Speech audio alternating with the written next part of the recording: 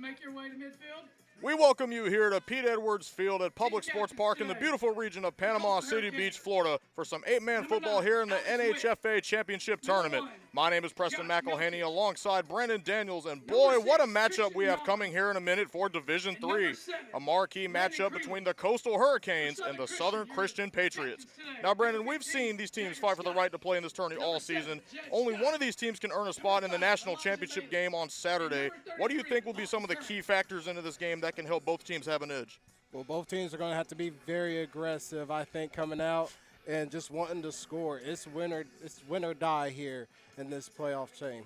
Absolutely, and I think these high-powered offenses are definitely one of the big contributing factors to both sides. I mean, you can look at Southern Christian's side. You know, they come from Opelika, Alabama. They have Elijah Bailey throwing the ball, and, man, look at him. He's got an insane stat line. He's got 19 touchdowns passing. He's got 14 touchdowns rushing this season, and I think he's going to be a huge key factor in this team's success. And then you got a absolute crazy defense coming in from the Coastal side of things. I think we have such a great matchup coming your way. And with that being said, we're getting set to start this game with the opening kickoff. We're getting the coin toss ready to go, and we'll be getting things started here in a minute. Coastal Hurricanes has won the toss and is deferred to the second half.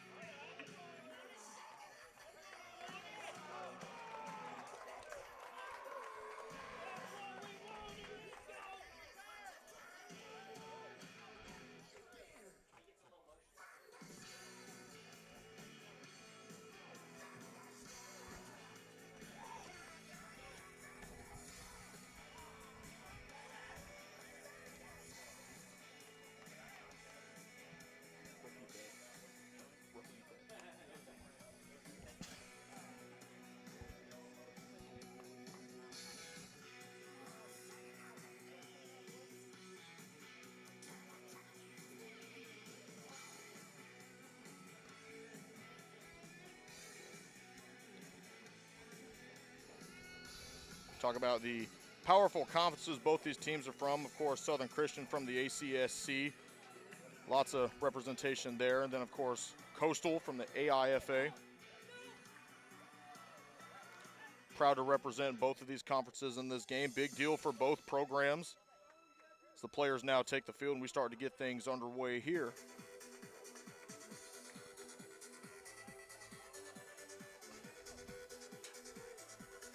You can just see in the eyes of these players, you know, we've been looking at them all morning and all yesterday when they started arriving into town. You can really see that this game means so much to these people, and with so much on the line heading into Saturday, it's no surprise why both of these teams are probably about to give it their all here in a second.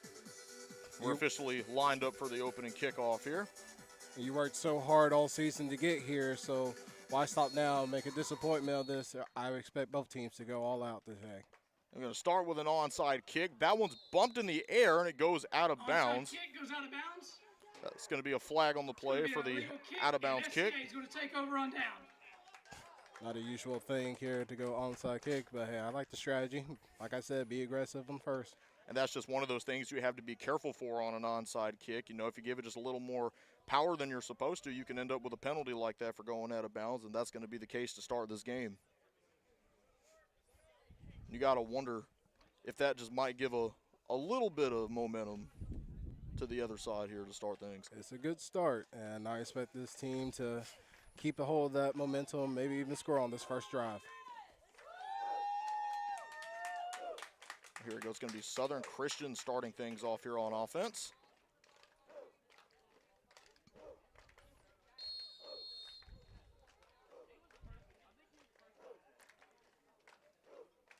Got two backs beside him. He's going to hand it off. Here we go. He's going to take it for a run, get a solid gain. Hand off to number 15, Jagger Scott. It's going to be Jagger Scott who gets a good distance there to make it 24. second down. Almost gets a conversion there. Cam Valens. That's just a great team effort on blocking wise. Everybody has got an assignment. They did it. 9 yards. Gonna make it And he's second got a and good yards, 1 or 2 yards to get that first down.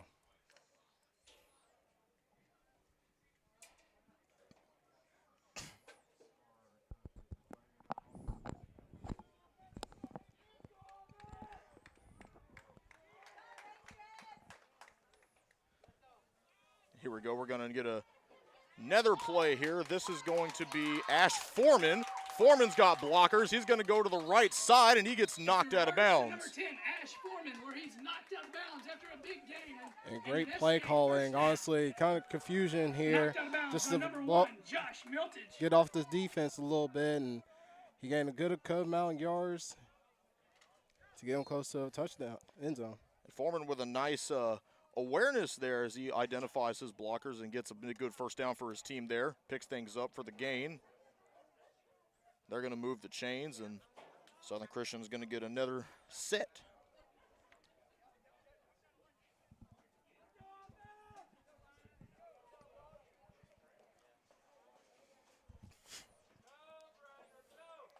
Set up here, he's got two backs aside him once more. Nice old school look as he runs left on an option, and he's going to keep going. That's number 5. That's Elijah Bailey. We spoke about him earlier, and he fumbles the ball, and it's recovered by Coastal. Carried by number 5, Elijah Bailey. Now that momentum has shifted. Now he had a good run, and he just got careless with the ball just a little bit at the end there. Number 9, defense was able to pick up, punch that out. Hurricanes.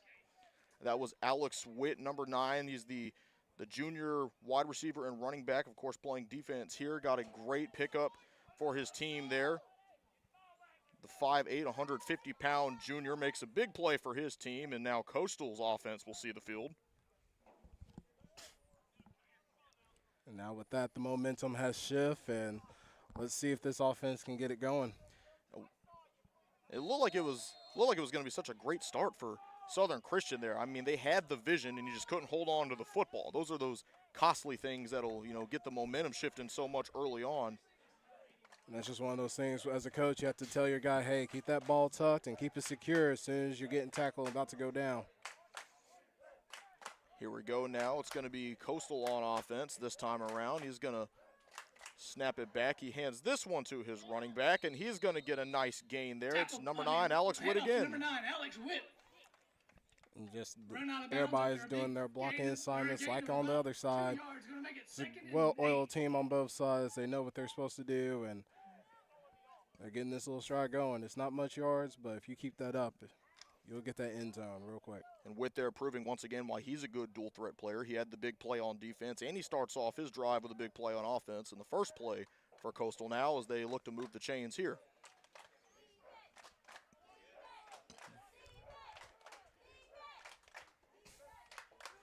Here we go. He's going to try and run to his left. This is number 6. That is Tristan Yawn, and he's knocked out of bounds there to kill the clock. Hand off to number 6, Tristan Yawn. This defense is doing well, not giving him too much yards to work with.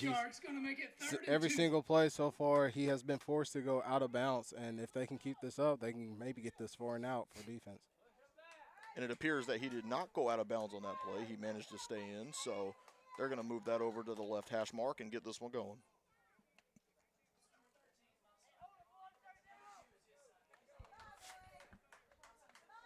Great offensive effort here from both sides so far, and it looks like Coastal, of course, playing a little bit more of a small ball approach as they try and get things going. Sending a man in motion here. He's going to pass it over to Witt once more. It's going to be incomplete. Nice tackle made there. And the Southern Christian defense comes up with a big play, and we have a man down on the field.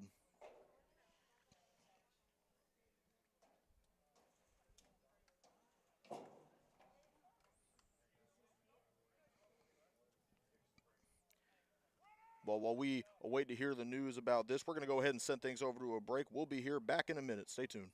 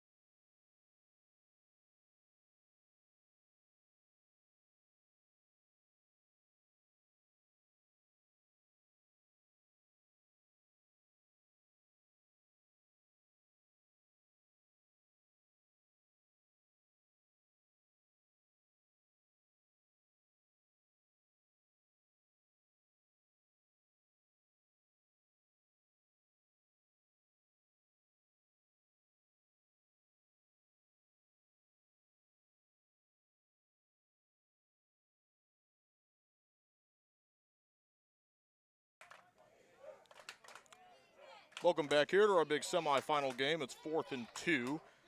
As you saw, that was Ash Foreman previously who went down. He's currently on the sideline. Appears to be okay. Doesn't seem to be anything serious, but he is not playing currently. That's going to be a first down to start things off for the Coastal Hurricanes here.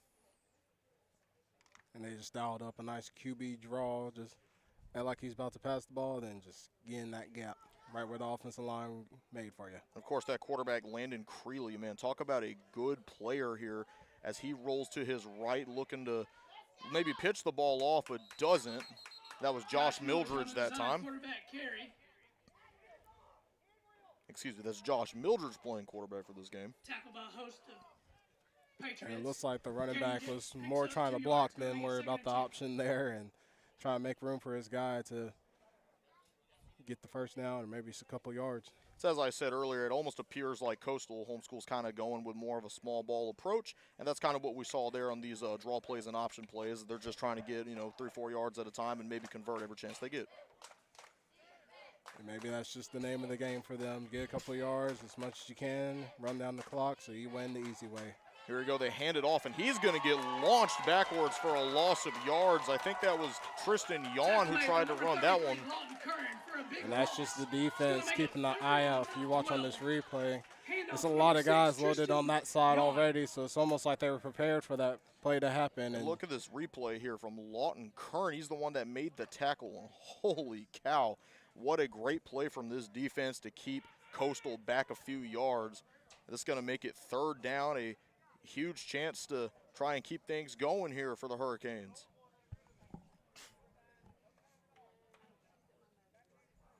And here I would think about maybe doing some trickery here just like on the other side did. And small situations, this is going to get you out of a 3rd and long, so let's see what this offense can do here. Oh, high snap there, but he manages to keep it. He's going to try and scramble. This is Jed Scott, who goes out of bounds. Number and 7, does Landon Creeley on the carry. Tackle made by number 33, Lawton Curran. Picks up a big gain. And forgive me, that is not Jed Scott. That is Landon Creeley once again. Jed Scott, of course, number 7 for Southern Christian. My apologies to everybody. Nice first down here from Coastal as they move things going. Great play there by Creeley. Coming in to play quarterback that time, as opposed to Mildridge on the previous play.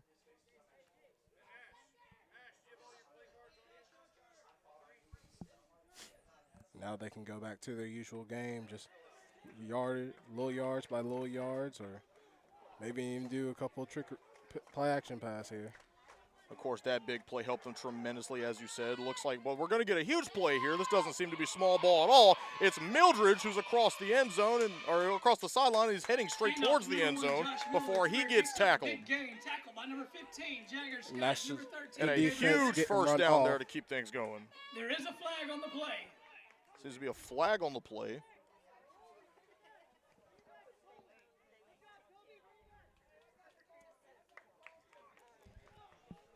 And it looks like this one's going to be coming back.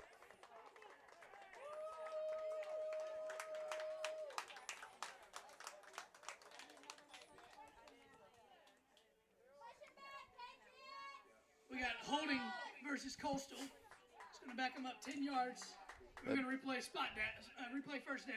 And that big play from Millage comes back there with that flag at the line of scrimmage. Those holding calls will get you, man. Oh, yeah, they hold you back every time, especially with a big play like that. You kind of lose that momentum, but you just got to recover from that and move forward, have a goldfish mindset, and move on to the next play. You know, Millage is probably feeling that one. What a big play there. That would have potentially put him in a huge position to score early in this one. Now they're going to have to back things up further. It'll be 1st and long for the Hurricanes.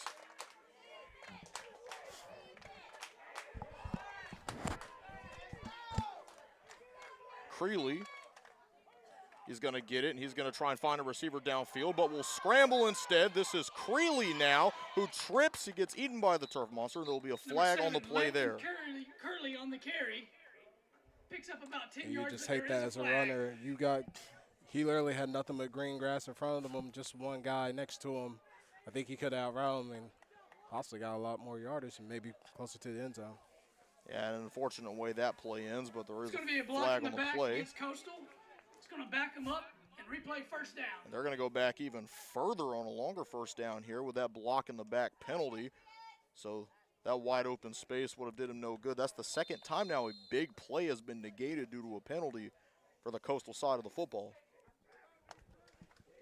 I know coach is outraged by this. That's 2 big plays getting called back due to penalties on blocking. He's going to have a heavy talk when it comes to them. There's nothing a coach, kind of hates more than see big plays get erased like that. And here we go. That time, it was Creeley who was trying to find Williams on the pass, and he did not get him. Or it looked like Alex Witt was the intended receiver there. Is that incomplete pass? Number 6, Alex Witt. It looks like that pass just hit the guy on the helmet there. And just try to lead him if you can, and that's kind of probably hard when this the defensive line comes in and barricades you. These long yard situations are kind of the trend we've noticed here. It's kind of not going with their game plan of these short yard situations. So here we go on 2nd and long. Coastal's going to have to find a way to dig themselves out of a hole they've kind of gotten themselves into here. It's going to be Creeley again. It might be, no, he's not going to hand it off, but he is going to throw a screen. This one is caught by Luke O'Toole, and he's going to get tackled out of bounds right at about the initial line of scrimmage. That's a good play call, good little screen play. Get your guy out there, get some few yards, gain it back, and make it a little better for you. At least you're halfway there to the first down. Yes, this will, of course, be a big 3rd down for them. O'Toole with a big play there to kind of get some of that lost yardage back for his team. His first reception of the day, and a big one at that. Here we go. It's 3rd down. Team getting set. They got to see what they can do to maybe keep this offensive drive alive. They've had the ball for quite a minute now. We got about 5 minutes left here in the first quarter, and they've done a great job at just holding on to the ball, keeping possession, and keeping that clock running while they pray they'll score a touchdown. Timeout's going to be called here. We got a timeout, Coastal. With 4 minutes and 54 seconds to go in the first quarter, your score's tied 0-0. That's going to be Coastal with that timeout and make it 0-0. We got a tie game. We're going to send this one to a break, and we'll be back right after this one. Stay tuned.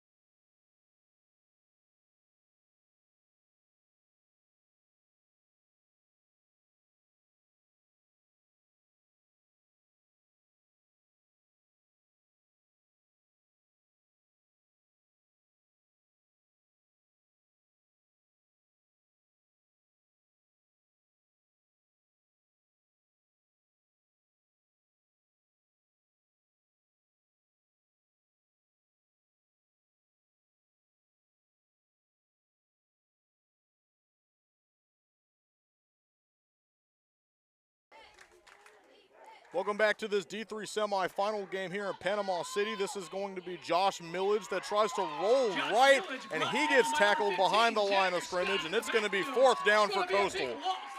And there looks like there was a little miscommunication on that play. I think one guy was supposed to go one way, and instead he went another. And you could kind of see the vision. He was looking for his blockers, but he was just outsped by the defensive side of the football and was knocked back, couldn't gain any yards there, and it's going to be a unfortunate 4th down situation for Coastal. And it looks like they're going to go for it on 4th down. A lot of guys spread out. Looks like they might pass it here. To nobody's surprise, this might end up being a deep ball, and there's a flag on the play. It looked like someone jumped a little early. That might have been number 88, I believe, for Southern Christian. It's going to be false start against Coastal Hurricanes. It's going to back them up 5 yards. Excuse me, that's going to be considered a false start penalty, not the offside, so this is actually going to be on the offense. And again, those offensive line plays just hurting them. They've had quite a few penalties on this drive alone, each one of them erasing big scoring opportunities. They're going to continue to go for it. Whistle's going to be blown here, and it looks like there's going to be another timeout called. We got a timeout on the field by Coastal Hurricane. This will be Coastal calling yet another timeout. This will be their second used of the half. Coastal, of course, you know, they've had good offensive production for the most part, but a lot of these plays have been erased by these big penalties. We've seen a holding call. We've seen an illegal block in the back. We've seen some pretty detrimental personal fouls that have kind of brought this team back. I mean, Brendan, what do you maybe think that this coaching staff can tell these guys to kind of keep them in the right headspace? It's probably more of a matter, these guys are probably a little jumpy, so they're probably like, calm down, relax. This is just a usual, take it as a usual game. But you also have to be a little physical and aggressive because this team is coming at them, whether they like it or not. This defense has been holding them. Yes, and both sides of these, or both offenses on both sides of the ball, they've been very great so far at trying to get these first downs where they can get them, but neither has figured out a way to get in scoring position quite yet. Coastal may be looking for a miracle conversion should they go for it again. It looks like they will, judging by the players on the field. Coastal just needs to throw away those penalties. That's the only thing that's hurting them right now. Here we go. The ball's going to be snapped back to Creeley. Creeley's going to throw deep, and this one, I believe, is caught. Yes, it is, and this one is caught by number 9, Alex Witt. That one's caught by Witt. That's going to be a first down for Coastal. Check out this replay right here. My goodness. And that's the big play you need right there. They've been doing a lot. Just nice little pass to him. His guy just went up with it and secured that ball. Good fight for it. A great catch there by Alex Witt. A very explosive play. The first one we've seen so far without a penalty called. And you know Coastal's maybe thinking if they could get more of those to go their way, then they can definitely have a shot at winning this game. Big first down there is going to keep the ball with Coastal. Offense stays on. It's going to be 1st and 10 from about midfield.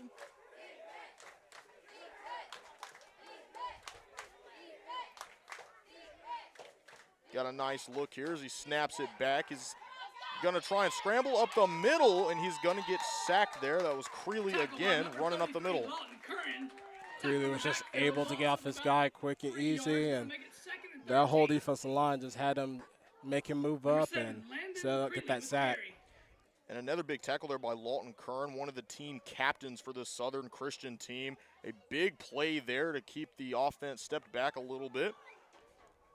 It'll be 2nd down. I think we like what we're seeing from the Southern Christian defense so far. Aside from those big busted penalty plays, which you could probably blame on the penalties in certain instances.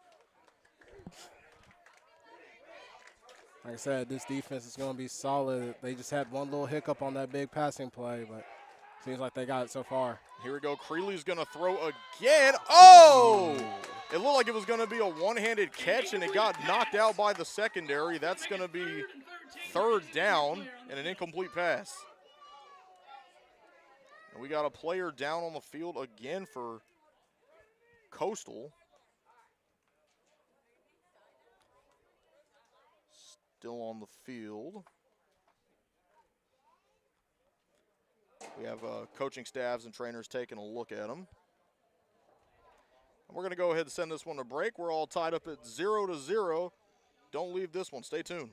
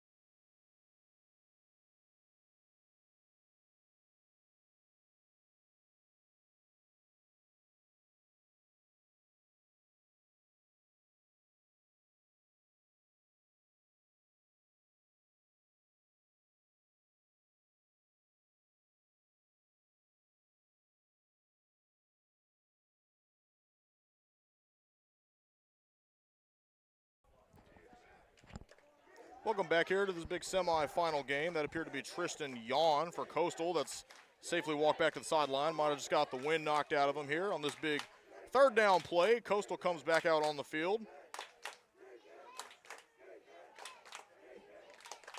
Here we go. It's going to be another passing situation. This time it goes to Alex Witt, and he's going to get tackled back for quite a few yards there. Look like a little animosity going on the sideline.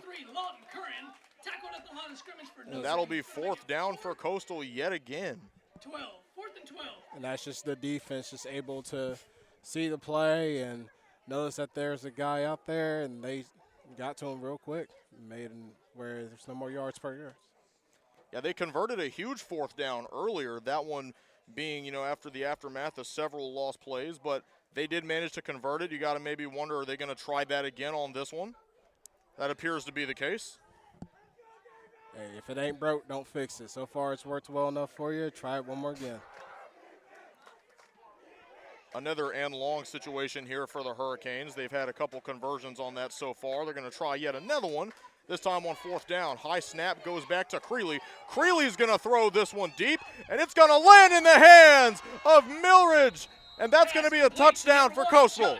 If it ain't broke, don't fix it. But what a pass to get in between these two corners. Watch on this replay here. He just able to get enough on there and get it to his guy. And you can see he kind of jukes out those two defenders there. Great catch by Josh Millage, and the first touchdown of this game goes to Coastal. What a play there from the offense, and on the fourth down, impressive showing.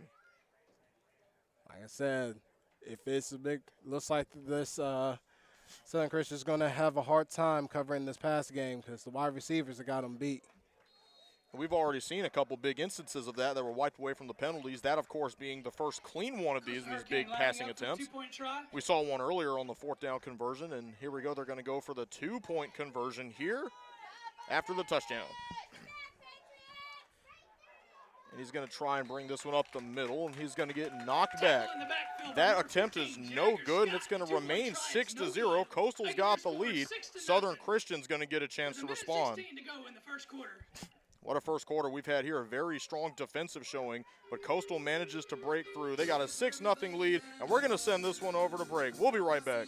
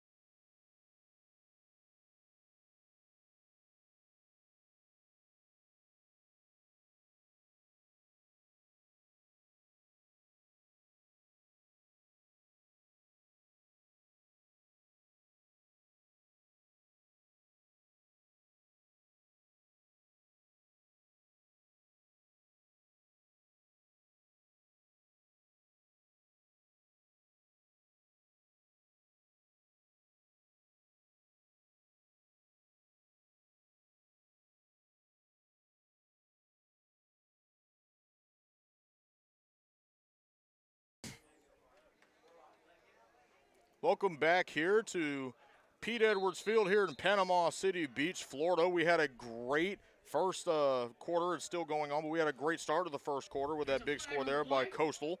It's going to be a legal touch. It's going to be an illegal touching penalty to start things off here with Southern Christian's offense taking the field. Yes, that deep touchdown pass from Coastal put them up 6-0, and now Southern Christian's offense is going to get a chance to respond. Of course, they had a costly turnover during their first drive with that fumble recovery from Coastal. And that's just not being able, going a little wild with the ball. Just got to learn how to hold on to it tight as soon as they come around you. We've talked about some of the big names on this Patriots offense. Of course, we got Jed Scott, Elijah Bailey, James Riley. These are all big names that you might see coming around here. Here we go. It's first down for Southern Christian. Try and make up for the drive from earlier. They're going to snap this one, and he hands it off and goes nowhere. That looked to be Jagger Scott on the run, who got snuffed at the line of scrimmage. And he just moved his guy out the way. As you see this replay, just manhandled that offensive line, his opponent there, and just got to the guy easily. And look at that, just right off the handoff, something straight out of the Jadavian Clowney School of Tackling, and what a play there from this defense. It's going to be second down now for Southern Christian. 40 seconds left of the first quarter. Time starting to trickle down here. Southern Christian maybe going to get 1 or 2 plays out of this one. Here we go, and he steps back. He's getting pressure on him, but he is going to try and roll out of it, which he will not. That was Elijah Bailey who got tackled while trying to evade the defense to his left. Tackled by number 9. And he had pressure on him right from the jump when he got that ball. He was trying to figure out how to maneuver his way out of it, but this defensive line just made it hard for him to even move out. And that sack, of course, keeping him in bounds, so the clock is going to run, and it looks like it's going to hit 0 right here and be the end of the first quarter. The Coastal Hurricanes with 6 and the Southern Christian Patriots with 0. What an electric start to this game. Very strong defensive showing, and we're going to see how this continues when we get back from the break. Stay tuned.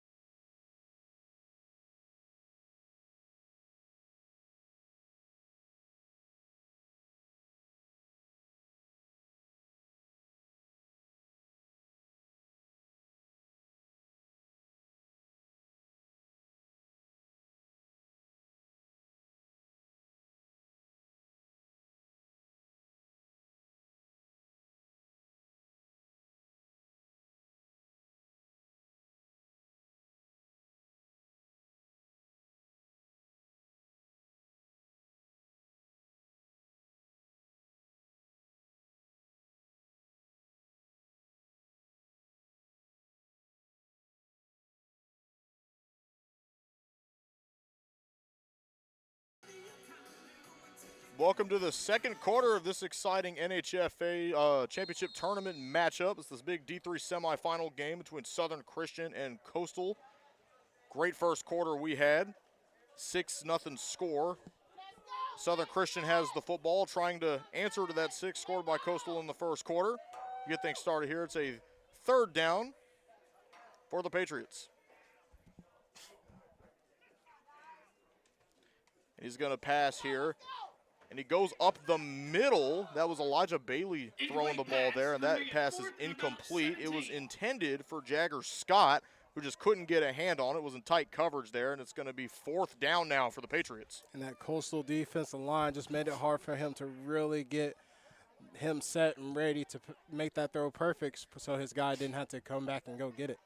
And offense seems to be the trend of the game. We, of course, saw Coastal with their short game situations, but, of course, big plays that made the difference in that drive. And then we got Southern Christian here, who seems to be struggling to make any type of gain. Fourth down, we know they lost the ball to a fumble on that first drive of the game. This, of course, being their second. It's now fourth down.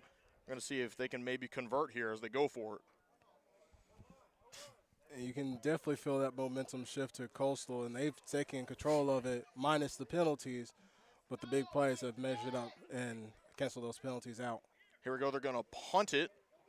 And this one's going to bounce out of bounds there. Punt by number 7, Jed Scott. That was the punt on fourth down. So this goes out of bounds, and it will be Coastal football. Hurricanes will take over at the 30-yard line. With 11 minutes and 47 seconds to go in the second quarter. Sometimes it's just best to play it safe and just punt away that ball and let your defense handle it. Even though they have been struggling to keep Coastal from big gains. And we know this Coastal offense, they love to chip away at things. But like I previously said, the big plays made the difference in that drive. A couple fourth down conversions, the big pass for the touchdown and double coverage. I mean, this Coastal offense is doing things in this game that Southern Christian is absolutely not prepared for. And we want to see if they could continue this, and we definitely want to see if Southern Christian can maybe get in there and make a stop here. And they've done it previously times. It's just when those big plays happen, it's hard to get a hang of it. He starts this one with a handoff to Josh Millage, who doesn't go too far before he's knocked out of bounds. So as you see, they're keeping that running game completely a couple of yards, like 1 or 2 yards, maybe even 3.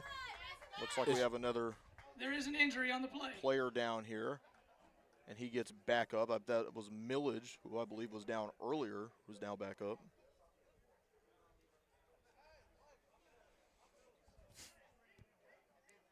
One of the key players for this Coastal offense. He's had some great plays so far. The big 5'9" senior. The offense tries to get things going here on second down. It's Coastal now.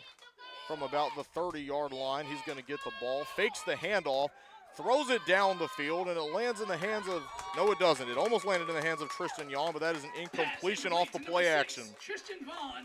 And you can give a little credit to that corner there. He just got there at the right time, was able to just get a little hand gesture in there to make it complicated for the wide receiver to catch that ball. Talk about that pass defense. The secondary play here from Coastal has been great so far. Had 1 or 2 big slip-ups, but for the most part have been keeping things pretty tight. Coastal now, it's third down. Millage has Witt to his left. Perhaps doing something there as he gets the ball. He is going to throw it to Witt, and it was knocked out of the sky, almost picked off by Southern Christian, but not quite. It'll still be Coastal ball, and it's now 4th down for the Hurricanes. And that was just a good read by 33. Just he saw the play happen, but then again, son, this is why you're in the secondary. Exactly. You know what they say. If he could catch a ball, he'd be a receiver, but in this specific instance, he is. So. And maybe he saw 6 before he even got the ball. Good effort here from Southern Christian's defense, keeping it on 4th down. But this has kind of been the trend of the game, right? We've seen Coastal escape this situation multiple times. Looks like they might do it again here as they go for it on 4th down. This one's going to be snapped back. He was looking for a man, but he's going to scramble instead. He's got clear skies ahead of them, gets out of bounds, and gets the first down. That is Landon Creeley, who moves the chains for Coastal. Landon Creeley just having that awareness to go ahead and get out the pocket and make some magic of himself, and man, just able to do that tightrope play right there and get that first down easily. And like we've seen, these 4th down conversions from Coastal have been very impressive so far. It seems like they play their best ball when they're in these stressful situations. They dig themselves out of another hole there to make it the first down. About 10 minutes left of the second quarter. Time almost feels like it's flying from how often the ball's staying on the ground, it seems. And it's almost like Southern Christian kind of lights up on the fourth down, kind of gives them a little bit of chance to get that first down. And Landon Creeley, you know, he's a junior, but he will sure show this defense that he can play like a senior, and plays like that are exactly what I'm talking about. A great conversion there, kind of putting the team on his back a little bit. And he's in the back now, looking for this snap. He's not going to hand it off. He's going to step back, and he's going to throw it to his left, and that pass is complete to Millage. And Millage gets tackled near the 20-yard line. It looked like he was going to have daylight, but he got caught on the legs there at the end. Millage is just being that guy, just able to get wide open, like no one was around him, and he got that ball. He just had to beat the race of the safety, but he wasn't able to get that angle. And Millage, another one of those key players that's done a great job today. He is a senior and has done great at the wide receiver position so far, and that's another one of those big plays we were talking about earlier. These big plays have been making the difference for Coastal every time they get one. Those 4th down situations, the big pass plays, that's kind of what's killing Southern Christian so far in this one, and they got another big one there to make it first down. Shout out to the offensive line, able to give enough protection for him to even get his feet set and make that throw, and they've been pretty good so far since those couple of timeouts that the coach called. I'm sure he's got into this offensive line. Well, here we go. He's going to throw a screen here to Luke O'Toole. He's going to get knocked down, not for a big gain. Where he's met in the backfield by number 15, Jagger Scott. Play loses a yard. Going to make it 2nd and 11. Loses a yard on that play, and a Not the result the offense was expecting for on the screen pass. Not at all. Usually on the screen pass, you get like a few yards, maybe even a first down and plus, but the defense seemed ready for that screen play. And you've been playing, long ball all day, in terms of the passing game. It's no surprise that the defense is going to maybe start preparing for that. So you think, maybe I'm just going to throw a screen, but then you throw the screen and, oh, no, they got guys ready for that too. So if you're a defense, you always got to think of the screen play. It's a little easy couple gain yardage there if you can get it right. And a big mix-up there in the middle, but it appears that Coastal tries to get it up the middle, and he gets stuffed for a very, very short gain. And that Southern Christian defense was surrounding the quarterback. I'm surprised they didn't go ahead and just tackle him, so that way they could just get a 3rd and long, but instead they try to be greedy and get that the ball. And it almost looked like they were trying to play protect the egg with it. If you saw, they couldn't quite tell who the intended handoff was there for a second before they eventually found a guy. And that's the thing about those type of plays there. You just, as defense, as you have to work as a team, just be like, you get this guy, I get this guy, and I get this guy, so that way you can just stop whoever gets the ball no matter what. Lots of mixed assignments on that one to make it 3rd down. Offense is trying to dig themselves out of this one. We've seen them do it a few times. Maybe it'll be on the 4th down like it has previously. But on this 3rd down, he's going to step back. He's going to throw a pass to his right. That one is caught. Did it stay in bounds? They're going to say it did. Pass complete. That's Alex Witt on the completion. I think he got a little tiptoey there at the end of that pass play. You watch the replay? Let's see. I believe he did keep his feet in bounds. That's what it looked like from this angle. So, yes, that is a complete pass and a 1st down for Coastal. He almost wants to look like he wants to be in the NFL. He got 2 feet in. That was perfect. I was about to say, great play there for Alex Witt. Lots of situational awareness there to keep his team moving forward. Now here's the 4th down. We've seen this team come out 4th down and got 1st downs and even scored. So let's see how aggressive they're going to be on this play.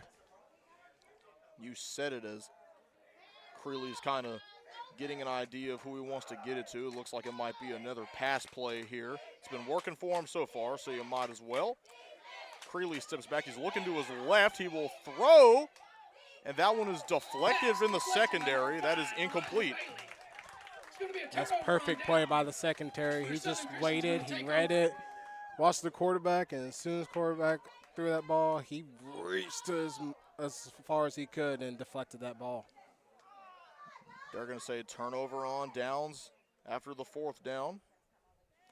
It's going to be Southern Christian football.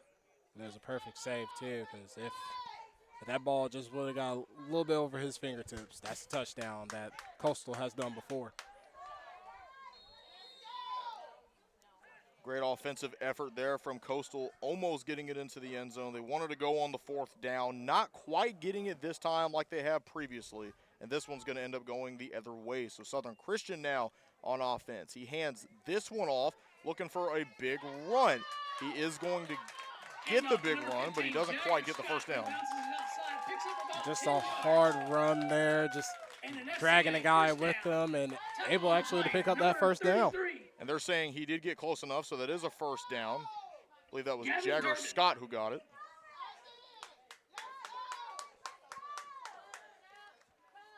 So they do move the chains. It'll be 1st down for the Patriots.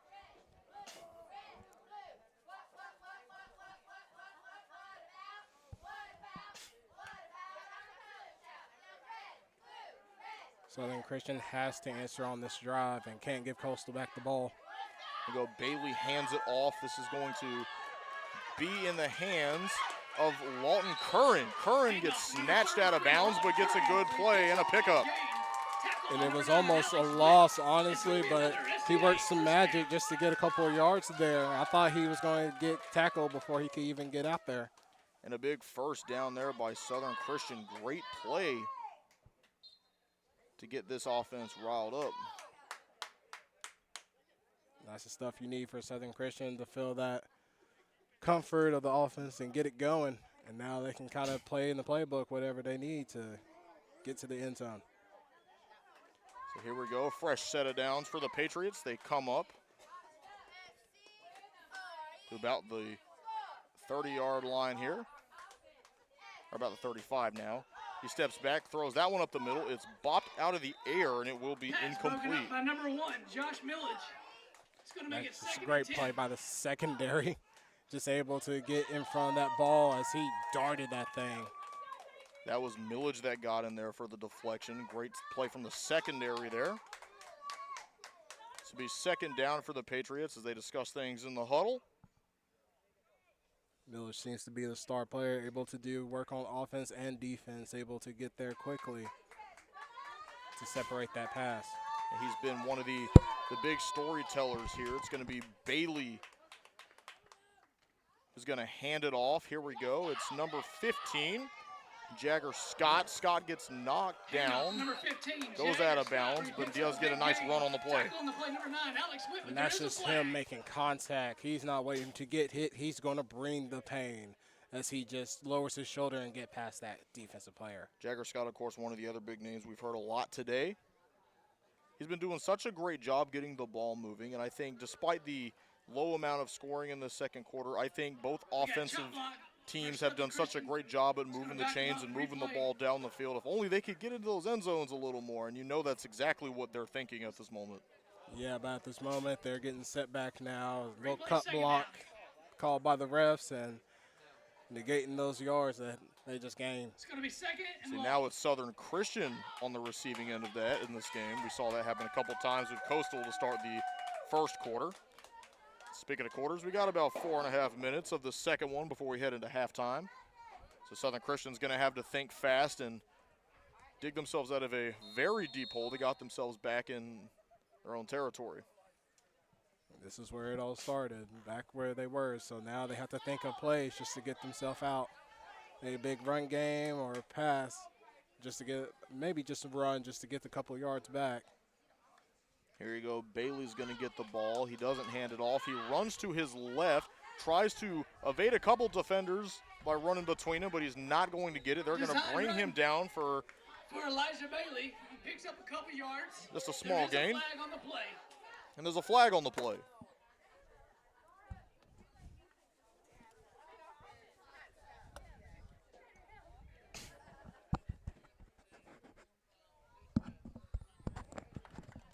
It's going to be a 15-yard penalty, a face mask against Coastal Hurricanes. There'll be a big face mask penalty there that'll move things up a little closer, maybe help Southern Christian out there a little bit with the penalty on Coastal. Second and 8.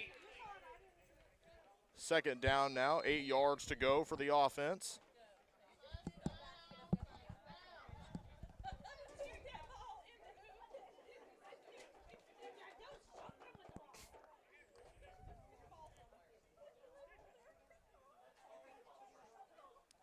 Three minutes, 39 seconds to go here in the half. The offense now looking to make something work with the opportunity they've been given here off the face mask penalty.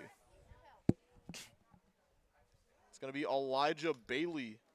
He hands it off to his man. That's going to be Lawton Curran.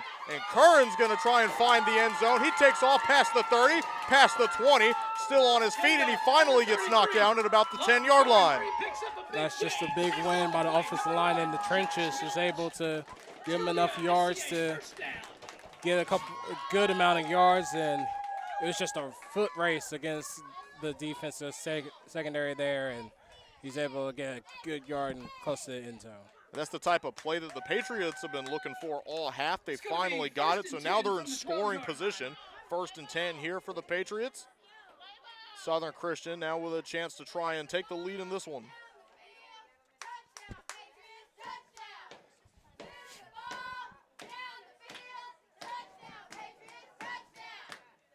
This is where they start capitalizing on that momentum shift. They're starting to get things going on offense. The crowd's behind them.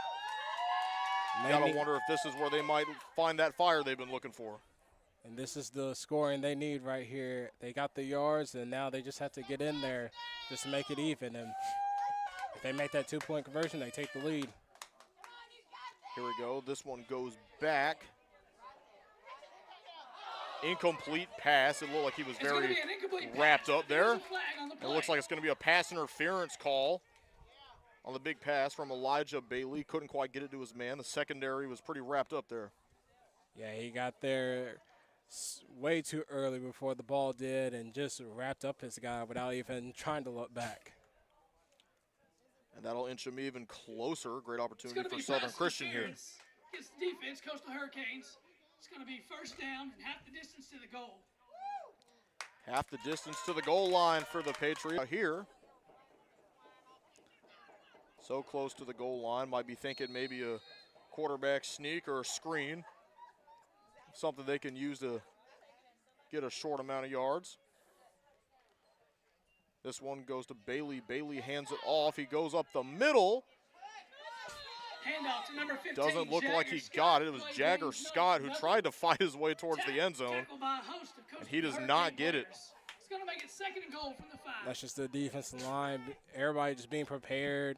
They know the run is coming. There's not much yards to work with. They don't think a pass play is going to happen, so send everybody. Great defense there by Coastal. Southern Christian, of course, struggling on that play with Jagger Scott. The idea was good. The execution was not how they were planning. As they try to write up more of those draw plays and get them up the middle. Here we go. It's now 2nd down for the Patriots.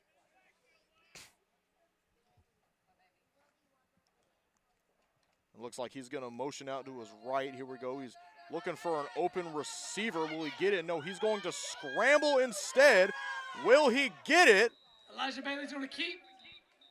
He will not. Tackled by a couple Coastal Hurricane players, but there is a flag on the play. Bailey with a short gain there, but there's a flag on the play. Let's maybe find out who this is on.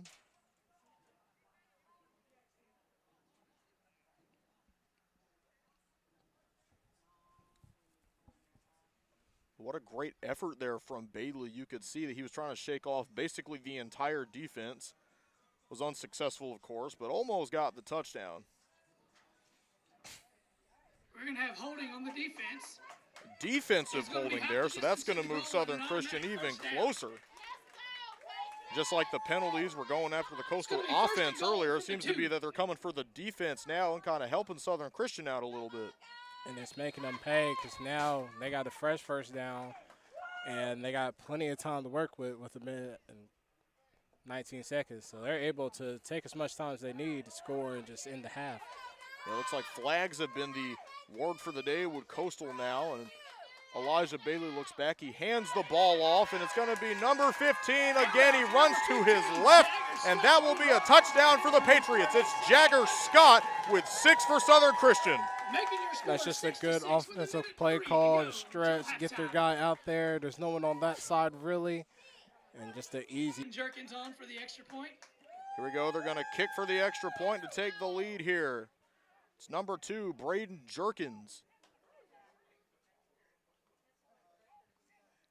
Here we go for the PAT. Jerkins, ball's up, and the kick is good. Southern Christian takes the lead, 7-6. With a short amount of time left here in the first half, 1:03 to go. And we're going to send this one to break and see how this exciting first half wraps up. Thank you for watching and stay tuned.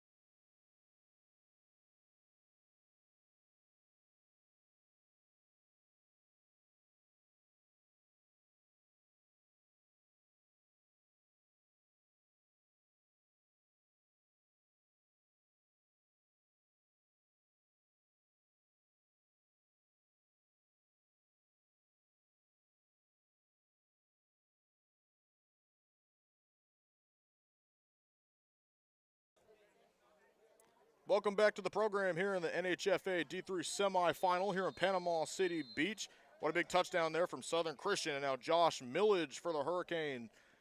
Going to return here. It's going to be an onside kick. It's going to be picked up in Southern Christian. And Coastal will get the ball. By number 15, Luke O'Till. Coastal will have their offense come back on the field now to get a shot to respond to Southern Christian, who got the touchdown and the extra point kick to make it 7-6. What a great defensive game we've had here, Brendan. Lots of stoppage on both sides of the ball, but one thing we've noticed is that the penalties have been coming for Coastal. That's been the story of this game so far. And that's just something that coach is going to have to tell them to relax and calm down on, because I get it. It's being aggressive is nice, but these penalties are costing them way more than they need to. And a lot of the times it's either been really hurting them or helping them in some type of way. Well, here we go. They're going to get a chance to redeem themselves for the failed conversion earlier. Here we go. It's first down for the Hurricanes.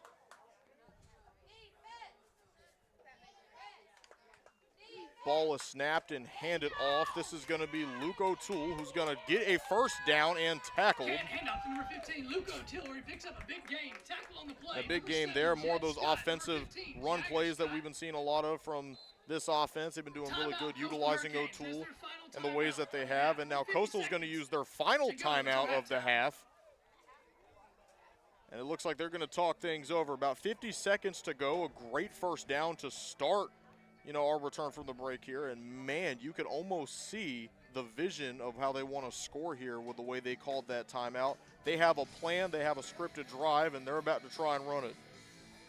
And this worked for them so far, and I wouldn't be surprised if you see, like, one little play action pass, because they'll throw the defense off. But the running game, they've been working. Everything has been working for Coastal so far offensively. They just need to stop the penalties. And these are those type of situational drills you run in practice, short amounts of time before the half or the end of the game, and you got to tell yourself, how can I overcome this deficit I'm in? And that's definitely what we're about to see here as they come back from the timeout. Coastal Hurricanes offense now trying to make something happen.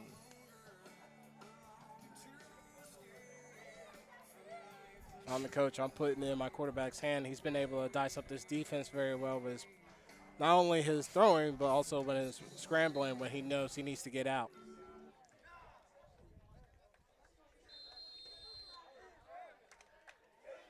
And here we go. It's going to be Landon Creeley in the back trying to find an open man. He's going to throw it down the field to his left. That one was intended for Luke O'Toole again, that time as a receiver, and he does not catch it. That'll be an incompletion to make it second down for the Hurricanes. As a wide receiver, if you can, put those boosters on and try to get that ball. You're by yourself. You just have to be able to get under that ball and catch it. Quarterback just lays it out there perfectly for you. And O'Toole definitely trying to throw it to the running back there, not necessarily one of his receivers. Had the back going deep, was unable to get a completion there. We saw O'Toole get the big first down on the previous play. Maybe he was thinking he could ride that momentum with that decision. It was a great decision and play call by a coordinator, coach, and now it's on to the next play.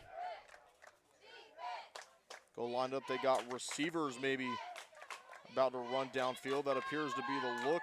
The ball snapped to Creeley. He's trying to find a man. He's got his running back playing blocker. He goes left, and that pass is complete. Pass complete to Josh Millage, and that'll be a big first down for Coastal.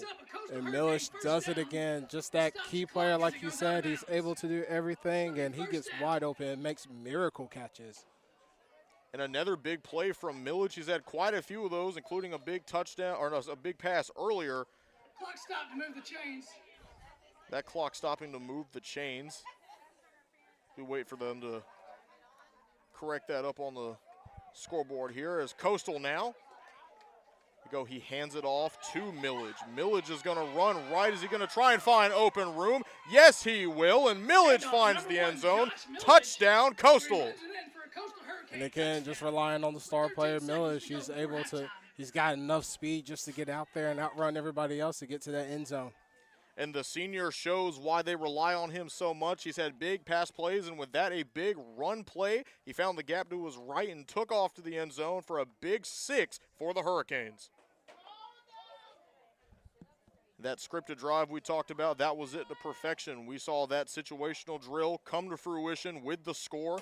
Coastal now leads 12-7 with just 13 left of the half. Now you just got to get this 2-point conversion and tell your defense to don't do anything crazy and just be able to protect any type of pass play that Southern Christian may do on the other side. And here we go. This offense is now going to try and make up for earlier when they failed the 2-point conversion. They're going to try it again this time, and he's going to run to his left. That's Millage again, but he's still on his feet. I thought he got tackled, but that time he hits the ground, and that conversion is no good. The 2-point try is no good. Making your score Once again, Coastal fails a 2-point conversion, but they do take the lead, and the Hurricanes do have a 12 on top of Southern Christian 7. What a great offensive drive there from the Hurricanes. And you expect them to now defensively hold them back, as we've seen Southern Christian able to throw that ball long and deep. So it's just all about playing prevent now if they don't just kneel it and go to the next quarter. And you got to wonder if Southern Christian kind of has that drew up a little bit. Do you think they might try to go for a last-minute sling to the end, or are they just going to maybe kill the clock here and send it to halftime? Seeing that Coastal gets the ball back, you might as well try to risk it. And like I said, this is a big game today. And it's either go to the championship or you're just going to have to play in a little bowl game, which won't mean much, but you get what you get when you come down here in Florida. And we'll see what the decision is following the post-touchdown kickoff here. 13 seconds left of the half. What an exciting ball game we've had thus far. Great defensive showing, but we've seen a little bit of offensive action on the big plays that have led to these touchdown scores. It looks like we're going to try and continue that here as the ball is now onside kicked. It's picked up by number 9 for Southern Christian. That's Alex Tucker. And there's a flag on the play. No flag. That was just his marker. We hear from the PA, actually no flag. It was just a marker that fell on the ground. So that will be a flagless, clean play and a great pickup there.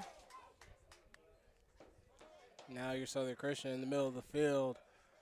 I don't know if you take any shots because you don't have any timeouts left. If you try to take any shots, you'll have to tell your guys to get out of bounds real quick or run up and bounce that ball to where you can stop the clock.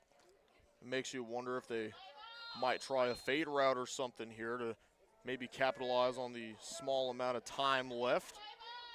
But we'll see what they do. Elijah Bailey is now standing in the back with Jagger Scott. That's been one of his go-to guys all day. And a timeout will be called. Timeout, SCA. And it looks like Southern Christian's going to call that timeout. That's the first of the 3 they had for this half, saving them for crucial situations like this, understandably, where you're on offense and you need to take a lead with not a lot of time left. They try and look at what they see. If they don't like something, call a timeout. If you do get in bounds and there is some clock running, call another timeout. Maybe use those a little strategically, and that seems to be the idea here. And that's exactly what you need to do. But the quarterback also needs to keep in mind that time, so he can't just sit there and hold that ball forever. He either needs to make a move or throw that ball away. That's where the O-line comes into play on a big shot like this. They got to make sure they're holding him, with enough time to let him get rid of the ball, let him get his receivers open. You got to make sure they don't crumble on some of these plays like they have in the past. So first down for Southern Christian here. The Patriots looking to score with 10 seconds left of the half. Elijah Bailey bobbles the snap, steps back, runs up the middle. He's going to throw this one to an open man in Scott. Jagger Scott runs right. There's 2 seconds on the clock. Did he fall out of bounds? Tackled by number 1, Josh Millage, and that's going to be your quarter. That's going to be your No, it appears it was in bounds, and the time has expired, so that'll be the end of the first half. Yes, it appears that is the end of the first half. So Coastal with 12, Southern Christian with 7, What a showing we've had so far in this game. And we got a barn burner in the making. The coach has to be very upset with that play, as the guy didn't even think about the time. He just was trying to make a play when he should have just either slid or get out of bounds. And what an exciting first half we've had, and we look to see how the second chapter of this book wraps up when we come back from halftime. You're watching this big semifinal championship game. We'll be back after the break.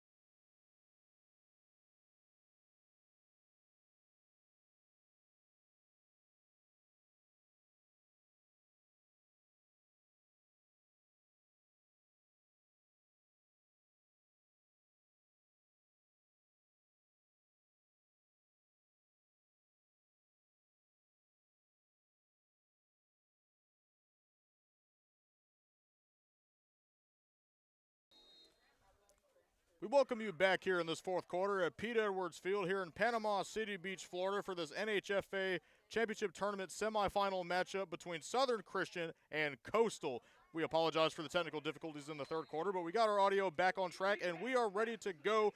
Close game here, of course, 13-12. What a matchup we've had so far in this one. Brandon, you want to kind of tell us what the story of this game has been so far? So far, it's been a very defensive game, honestly. Offense can get some things going, and when they do, it's a big play and a big drive. So when they get those yardage, they're getting the touchdowns. Of course, and we've seen a lot of small ball being played here, but of course, major plays have impacted both offenses, and we've seen a lot of explosive moments in this game. Of course, small score, but it's been good football nonetheless. And of course, Southern Christian, now with the footballs, we see how this one continues on.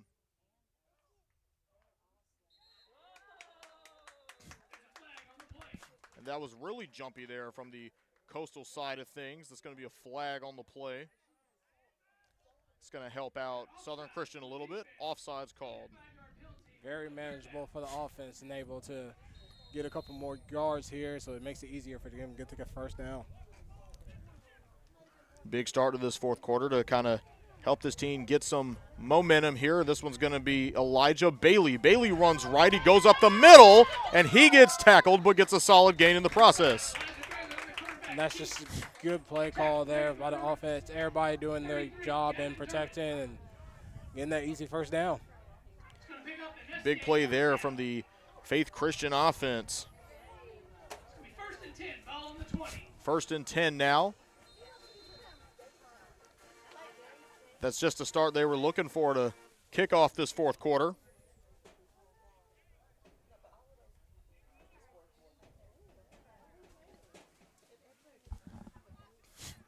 Now you got to believe they're just going to run this ball, get a couple of yards, and get an easy touchdown, maybe even throw a couple of play actions in there.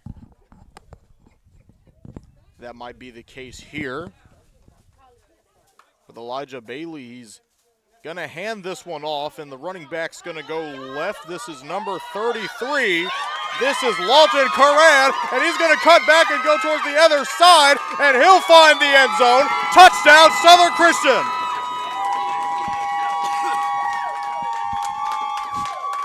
A huge play and a touchdown for the Patriots. And that's just a running back playing a good play, able to gain some patience and run that ball in for a nice little touchdown. And that's sure a way to get the momentum going, with Southern Christian getting another big score to extend their lead.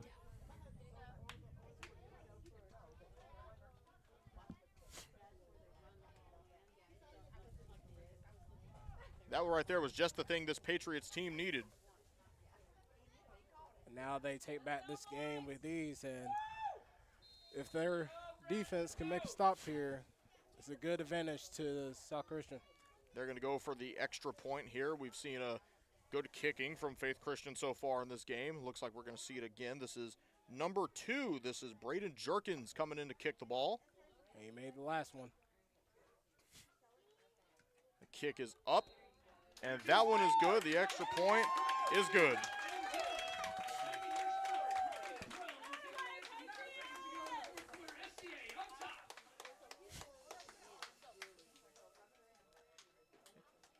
What a great way to start off the fourth quarter. We can't wait to see how the rest of this one comes down.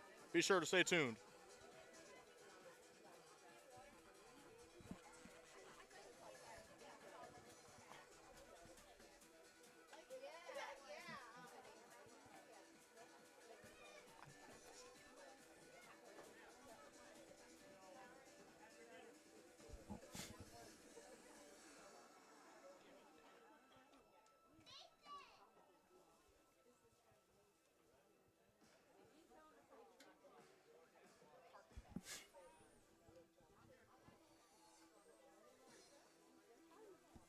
We want to remind you guys of some of our other big games that are coming up here throughout the rest of the tournament. We have, of course, the PAC Panthers playing the Liberty Christian Heat.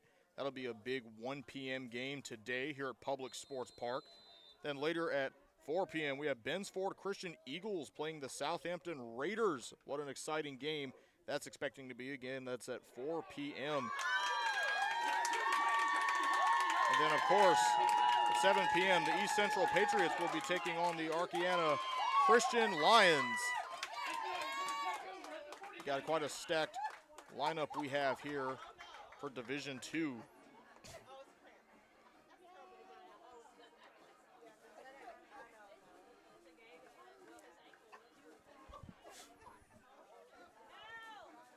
We have a player down on the field here. It appears to be a cramp on the Southern Christian side of the football. Or if any of the parents got pickle juice over here, just for that case. Yeah, that's good old-fashioned football cramp. Seems to be holding that left leg there.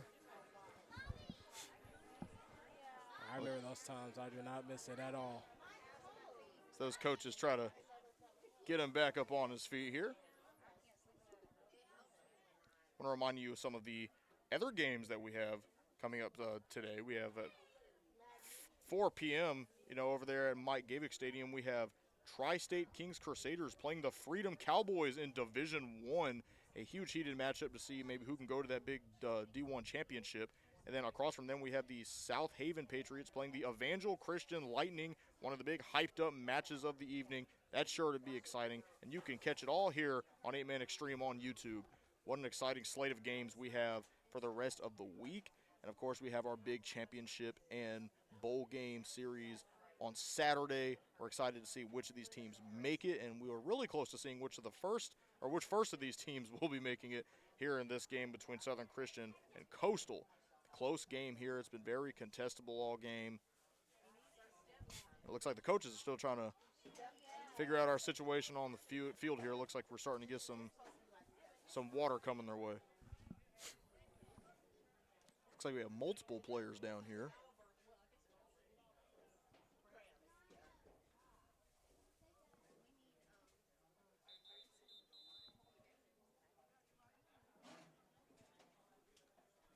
Looks like we're finally able to get him up, that being Jed Scott right there, number 7, who came up that time. Appears to be okay for the time being. Still holding that thigh as he walks over to the sideline, but looks to be okay for the most part. He's walking. Yeah, you can walk it off, but it does not feel nice, I can tell you that much. He's going to get back in his position on the field, and he's going to try and make this play happen here, so he's not completely off yet. It'll be first down for Southern Christian. And he's going to hand this one off to his man once again. It's Lawton Curran, the big man that scored the touchdown earlier, and he almost scored another one. He had daylight, but he got tackled by number 15 for Coastal. Luke O'Toole with the tackle there for the Hurricanes. That's just offensive line winning the trenches, and wide receivers doing their jobs as well, picking up anybody that's there and making an easy run for a first down and more yards. Great play there by the defense to stop what would have been a touchdown had he kept on going and shedded that one tackle. So great defensive effort, and of course great offensive effort as well. Those outside runs have been getting to Coastal all game. Is something we've been noticing since the first quarter in this one.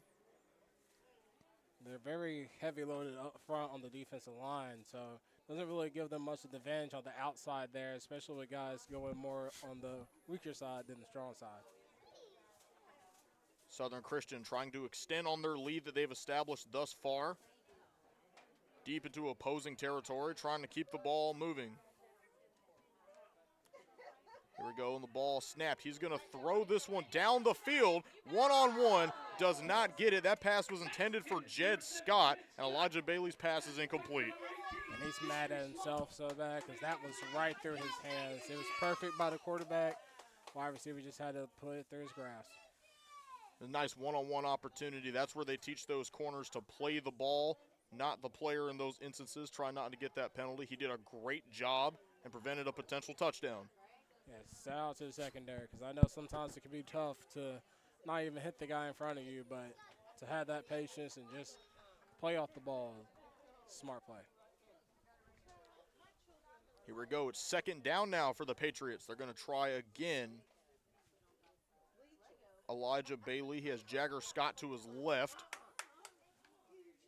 He's going to get the ball, and he's going to run left. Look like an option look, but he's going to pass it down the field, overshoots the head of Curran, or excuse me, overshoots the head of Toby Miller, one of the team captains. That'll be incomplete as the ball sails out of bounds. It'll be third down for the Patriots now.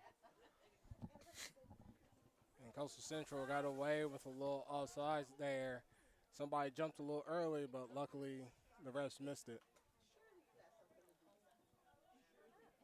Third down now.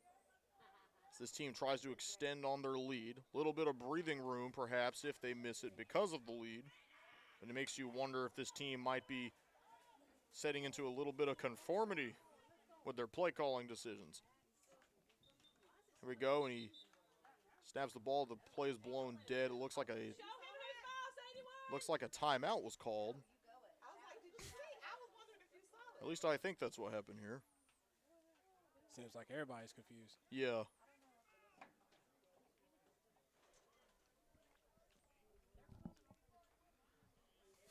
Even refs are still looking for the answer while the whistle was blown. Looks like they're just going to re-snap the ball and continue this one as Southern Christian is in the huddle. PA is saying no flag, so there might have been confusion as if a penalty was thrown. That might have been what the commotion was. So Southern Christian now, third down for the Patriots in opposing territory, looking to extend their lead. They have Bailey in the back. He's going to do a play action. He's going to throw it right down the field, and that pass is caught by Jagger Scott. Touchdown, Patriots! And shout out to the offensive line, giving them that time in order to get the play set up, making it easy catch for Jagger. And Faith Christian extends their lead in a convincing way. And as the time is starting to dwindle down in this one, the Patriots now have 2 scores up ahead of Coastal. Now, Coastal, when you get back in this offense, there's a sense of urgency now. You don't have much running plays to do, but you can put in some here and there. But the passing play is where it's going to really help you. And we know they like to run that ball, but with 8 minutes left, you got to wonder, how do they play clock management in a situation like this, down by multiple scores? Surely to be in the making of a cinematic ending, that's for sure, as Southern Christian comes in to kick the extra point. And you also have to get the ball because they've already shown that they can get the ball on the onside kick, and that's what happened on this drive. So here we go. This is Braden Jerkins once again. That ball bounces off of the offensive line and does not go anywhere. It stays in bounds. That is no good. So a missed extra point attempt there to cap this one down. Score is 26-12. Southern Christian still with the lead, but it gives Coastal a little bit of breathing room and a chance to potentially come back with 8 minutes to go in the fourth quarter.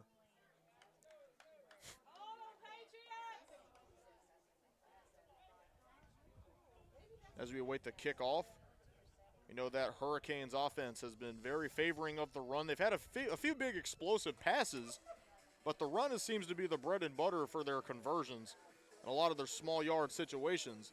And like we already mentioned, how do they go about using their timeouts with 8 minutes on the clock? And when you're in those running situations, unless you're breaking off to the end zone every time, you know that's a very tricky predicament to have your offense in. Well, you also have to put in a little QB draw here too, because you have to be able to move and make the defense wonder on who's going to get the ball, Bob. But also use your key player, number 1, who's been doing a heck of a job for you. Yes. And the onside kick there is caught. That looks like number 70. And the ball came out. I think Faith Christian came away with it. And they're saying, I think Southern Christian came away with the football there on the onside kick. They're saying it's Coastal football, so it looks like the Hurricanes are going to remain in possession. What happened was he was down before the ball came out, and that's what the refs are calling. We know the old rule, the ground cannot force a fumble, so I believe that's what the call was there. As you said, Brendan, sounds correct, and it looks like the Hurricanes offense is going to take the field. They got good yardage here. It's a little advantage now. So where you can put those, when you love those running plays, now you can interpret them in since you got a little yards to work with. Here you go, Landon Creeley, one of the big-time players of this Coastal team. Very strong with the option plays. He's loving to run around, but he's got some good passes off too, and it looks like he's going to do a play action here. He almost checks one down the field, but he'll get sacked on the play. And that's number 33 again coming in. That's Lawton Curran with the sack. And he's beating himself up that bad because he had a feeling his guy was out there and he was able to make that pass, but there wasn't much time for him to really make that pass like he wants to. And the Southern Christian defense trying to do the best they can to keep their team alive in this one, to prevent a comeback from happening, and that sack is a great way to start the drive. Not looking good for Coastal on that sack.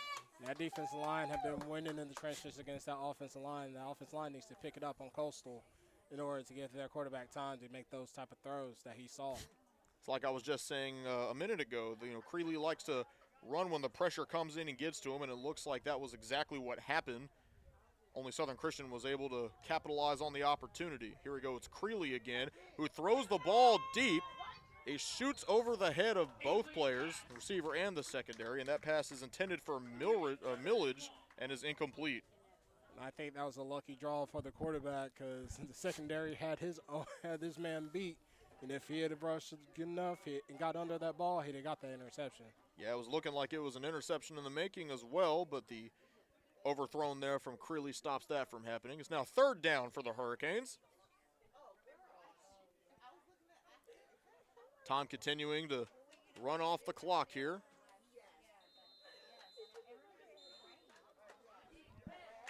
Timeout called.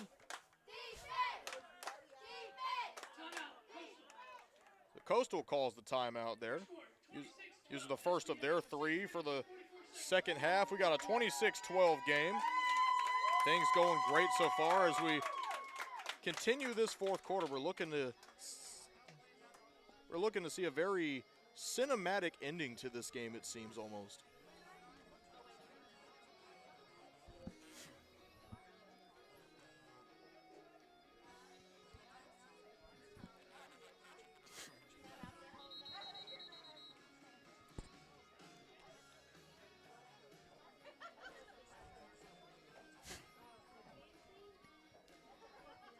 Be sure to tune into the live version of Extreme Talk we have coming up. Stay tuned on social media to see what time that will be kicking off. We discuss all the games and more. What an exciting event that'll be. We'll definitely be talking about this game, that's for sure. What a close bout we've had here. Semifinal D3 matchup. Championship bid on the line, 26-12. Both these coaches showing all of the plays in their books here, trying to see what they can do. And that pass, is intended for Josh Millage, and it is incomplete. Yes, I was saying all the coaches showing every little trick play they have to try and make that bid a possibility. Teams have played great so far. What a matchup we've had. Southern Christian's pressure now is getting to the kid so bad to the point where he can't really make those throws like he did in the first half. And it's definitely affected him here in this 4th quarter. And it's been a great defensive effort just in general from Southern Christian. Between the pass rush coming in and the secondary play, they've been keeping the ball out of the air this whole second half, and it's really paid off. Where they had trouble at the first half, and now coaches figured it out and told those guys what they need to adjust, and now it's working. Go ball snaps in the hands of Creeley. Creeley's going to throw to his right. That pass goes nowhere. It was intended for Tristan Yawn, and it's incomplete. That's what the Southern Christian needs right here. And now it's turnover on downs, and they can run off that clock or even go for a touchdown just in case. Props to Jed Scott for locking them up there, doing a great job at playing defense to force the turnover on downs. And what a play to flip things over. And he was with them step by step. They were close together, just locking together, and it was just a battle between secondary and wide receiver. It's always a challenge when you're playing both of those positions because, like I said, one thing they always tell you is, you play corner when you can't play receiver. If you can't catch the ball, you're going to at least swat at it. But now you have people who can play both of those positions. You know, sometimes when those balls go downfield, sometimes the corners make some really good plays. That's one of the things to look out for when you're watching these type of matchups. And that's just very talented. When 8-man, you don't have much depth, so you have guys playing both ways, and it makes it a lot easier on both sides when you have wide receivers playing corners and whatnot. So here we go. Southern Christian now. He's going to chuck that one. Lands right in the hands of Ash Foreman, and that is a touchdown for the Patriots. And that has to be miscommunication on the defense as they're arguing amongst themselves right now in the secondary. He was just wide open with nobody around him and no one to touch him. And the defensive backs got absolutely cooked on that play. Foreman was wide open to the end zone, and Southern Christian extends on their lead once again. And they're just taking this game from Coastal Carolina. You just hate to see it. These guys played hard all game, and now to come to this where Southern Christian just figured out what they needed to do in order to take this lead and take this game over completely.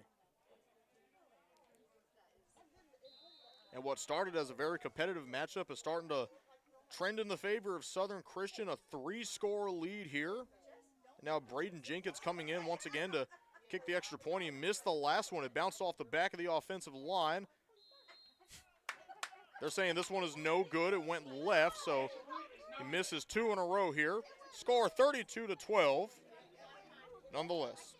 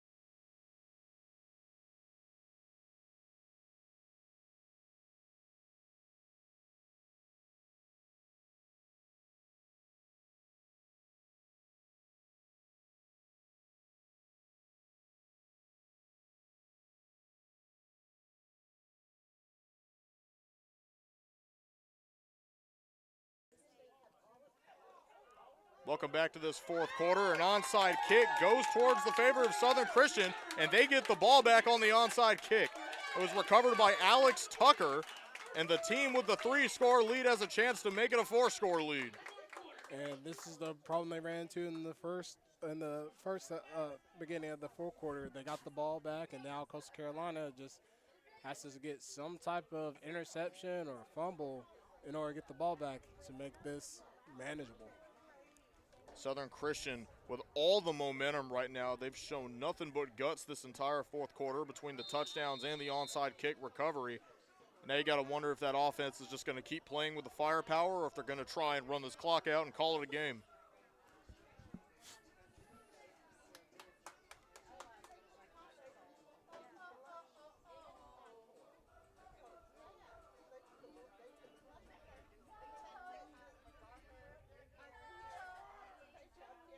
Here goes this offense.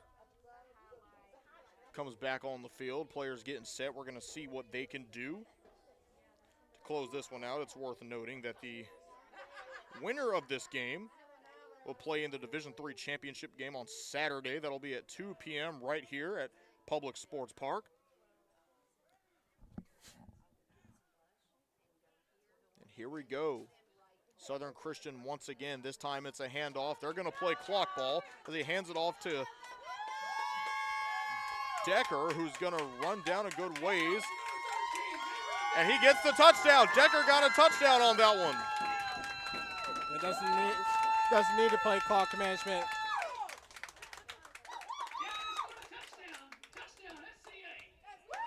That was Gabe Decker that got the handoff, brought it all the way down the field for the touchdown. There's no need for time management where you can just run that ball and just get a touchdown and just make the game yours. And now it's up to Coastal Carolina just to do whatever they need to get ready for the next game. Now the score is just going up. And it looks like Southern Christian's going to perhaps be celebrating this one as they make their way over to the championship game. Of course, it's never too early to call a game. The Southern Christian definitely with all the momentum and all the points here in this fourth quarter. It's Braden Jerkins again. He missed the previous two. That time he sinks one, and the extra point is good.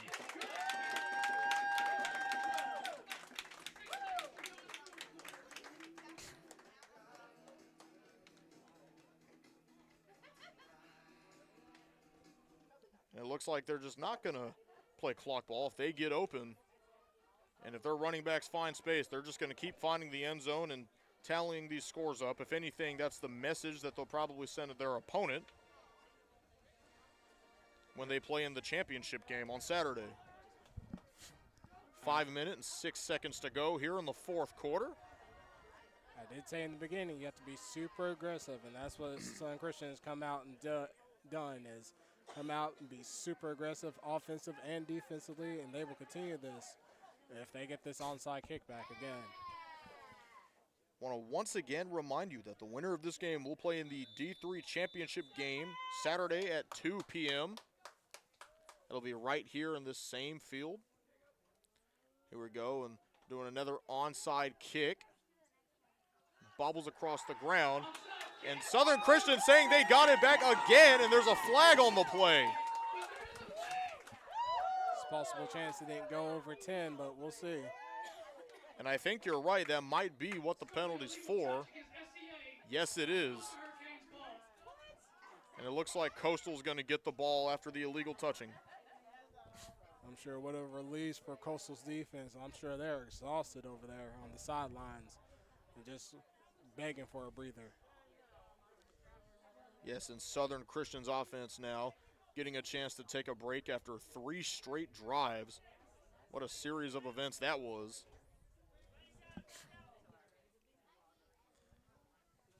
And now Coastal with 5 minutes to go is going to be given a chance to respond.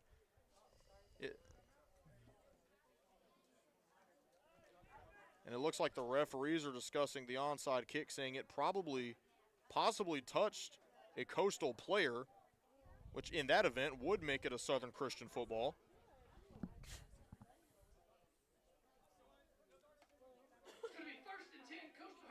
And it looks like they're going to elect to not go with that, and it's going to be Coastal football.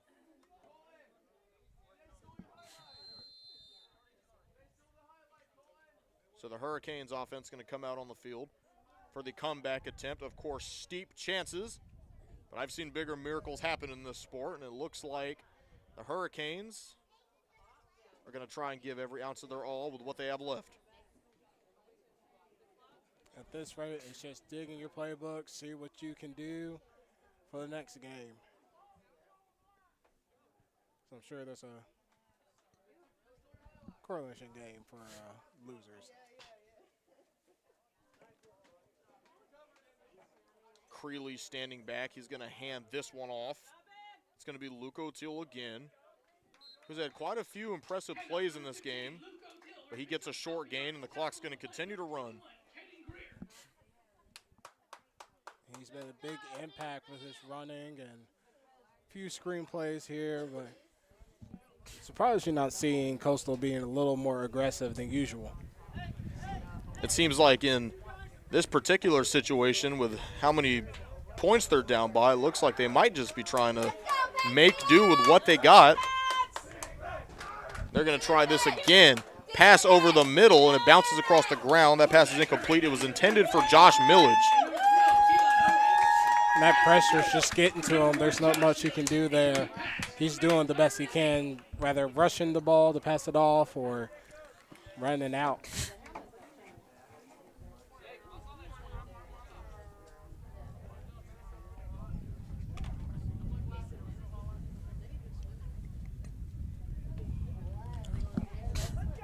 Here we go, third down for the Hurricanes. 3 minutes and 25 left of the game.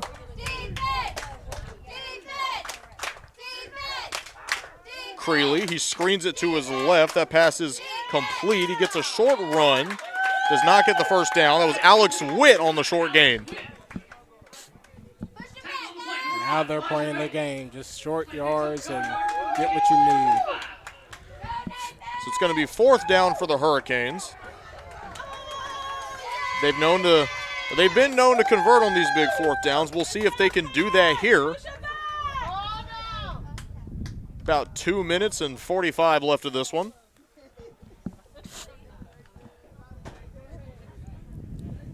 They come up to the line, 4th down.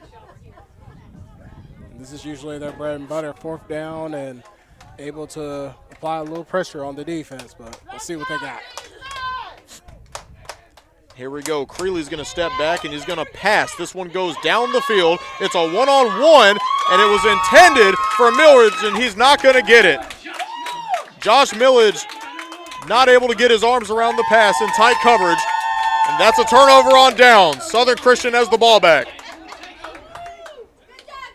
That's on the secondary, able to keep up with this guy and make the right play.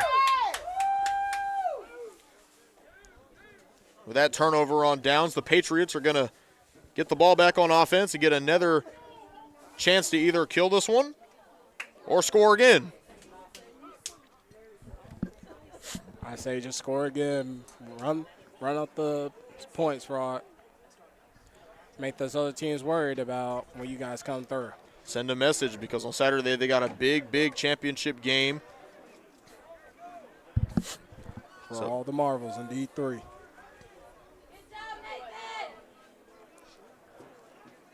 So here we go. Back with Southern Christian. The ball is snapped. Here we go. He's going to throw it down the field. Intercepted that time by Coastal.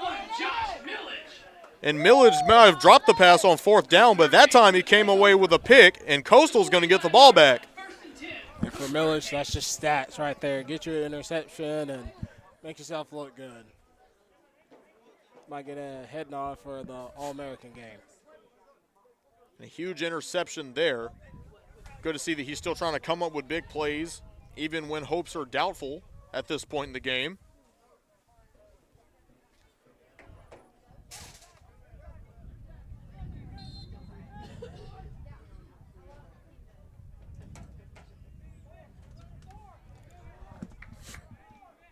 Here we go, a minute 44 left of the game. Coastal Hurricanes with the football. I wouldn't be surprised if they just try a few quick pass plays, try to get anything to make the score seem a little bit less harsh. This is Creeley who's going to throw it to his left. Pass almost caught. A great defense from the secondary, and it'll be incomplete. Shout out to that wide receiver, too, climbing the ladder for the ball. It's just the secondary is able to get his helmet right into the player's stomach to make him drop the ball. That pass was intended for number 6, Tristan Yawn, who obviously couldn't come up with it. Great defense there from the secondary of Southern Christian.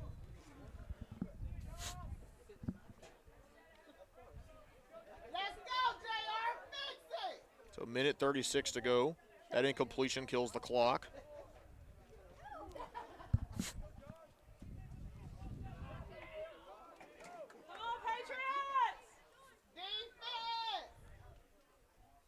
See what they can do. He gets the ball now. He's going to throw it to his right this time. He's got a man beating the secondary. Was looking for a PI flag, and he will get it. That's going to be a pass interference on Yawn. Or a pass interference in favor of Yawn in that case. I think that PI is going to be on Jagger Scott of Southern Christian. And it's just because he got a little hand play in there. You saw it the last little bit. The ball was on the way, but it's those little few touches that'll get you on the PA, whether you like it or not. PI, sorry. We got pass interference against SCA. It's going to be a first down, Coastal Hurricanes. That's going to be a first down for Coastal.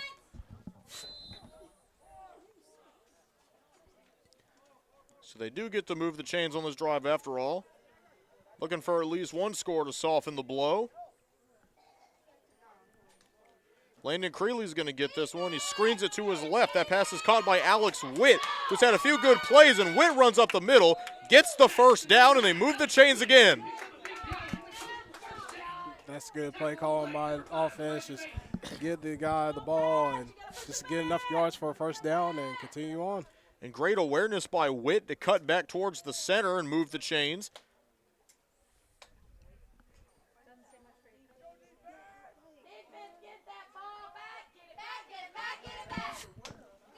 Here we go into opposing territory. They're going to try and make something happen here. That ball is thrown towards the end zone to his right, and it's intercepted by Southern Christian. Oh my goodness! Joshua Melton with the pick.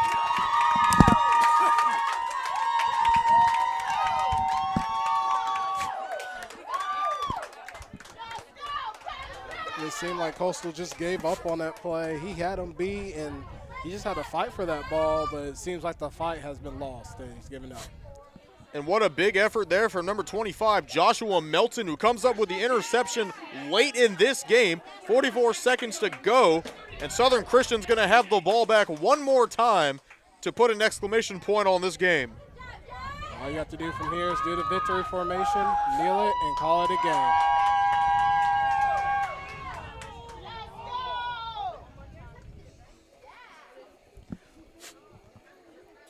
They were fighting for the ball, jump ball situation, and Southern Christian came away with it. Great effort there from the secondary. And the Patriots are now in a position to end this one.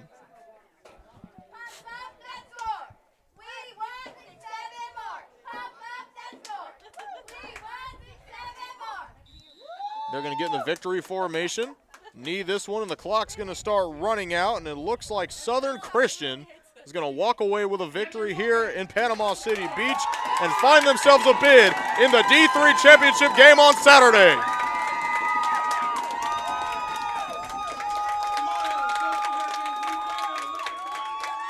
Send the Carrier Pigeons back to Lee County because the Patriots are marching to a national championship bid.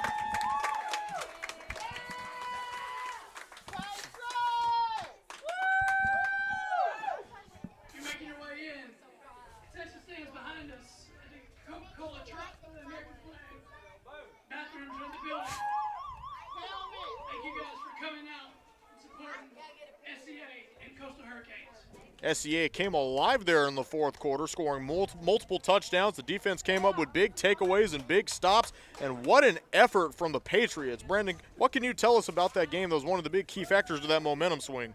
You just got to give it up to the Patriots. They were able to make adjustments in the halftime, and then just once they figured out everything, they just took off in the fourth quarter and was able to, not only that, helps get the onside kicks as well, and that gave them a big advantage.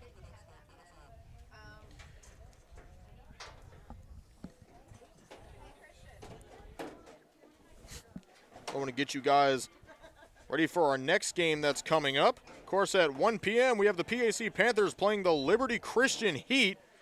Of course, that game will be another Division III game. The winner of that one will play Southern Christian in the championship game on Saturday. Again, that is the PAC Panthers and Liberty Christian Heat. That game comes up next at 1 p.m. here at Public Sports Park in Panama City Beach. We're only a couple miles north of the Emerald Coast, but man, what a great ball game we've had here. What a great environment. It feels great outside, and it's always a good day for football. Thank you guys so much for watching this broadcast. What a win for Southern Christian. And we'll see you in that next game at 1 p.m.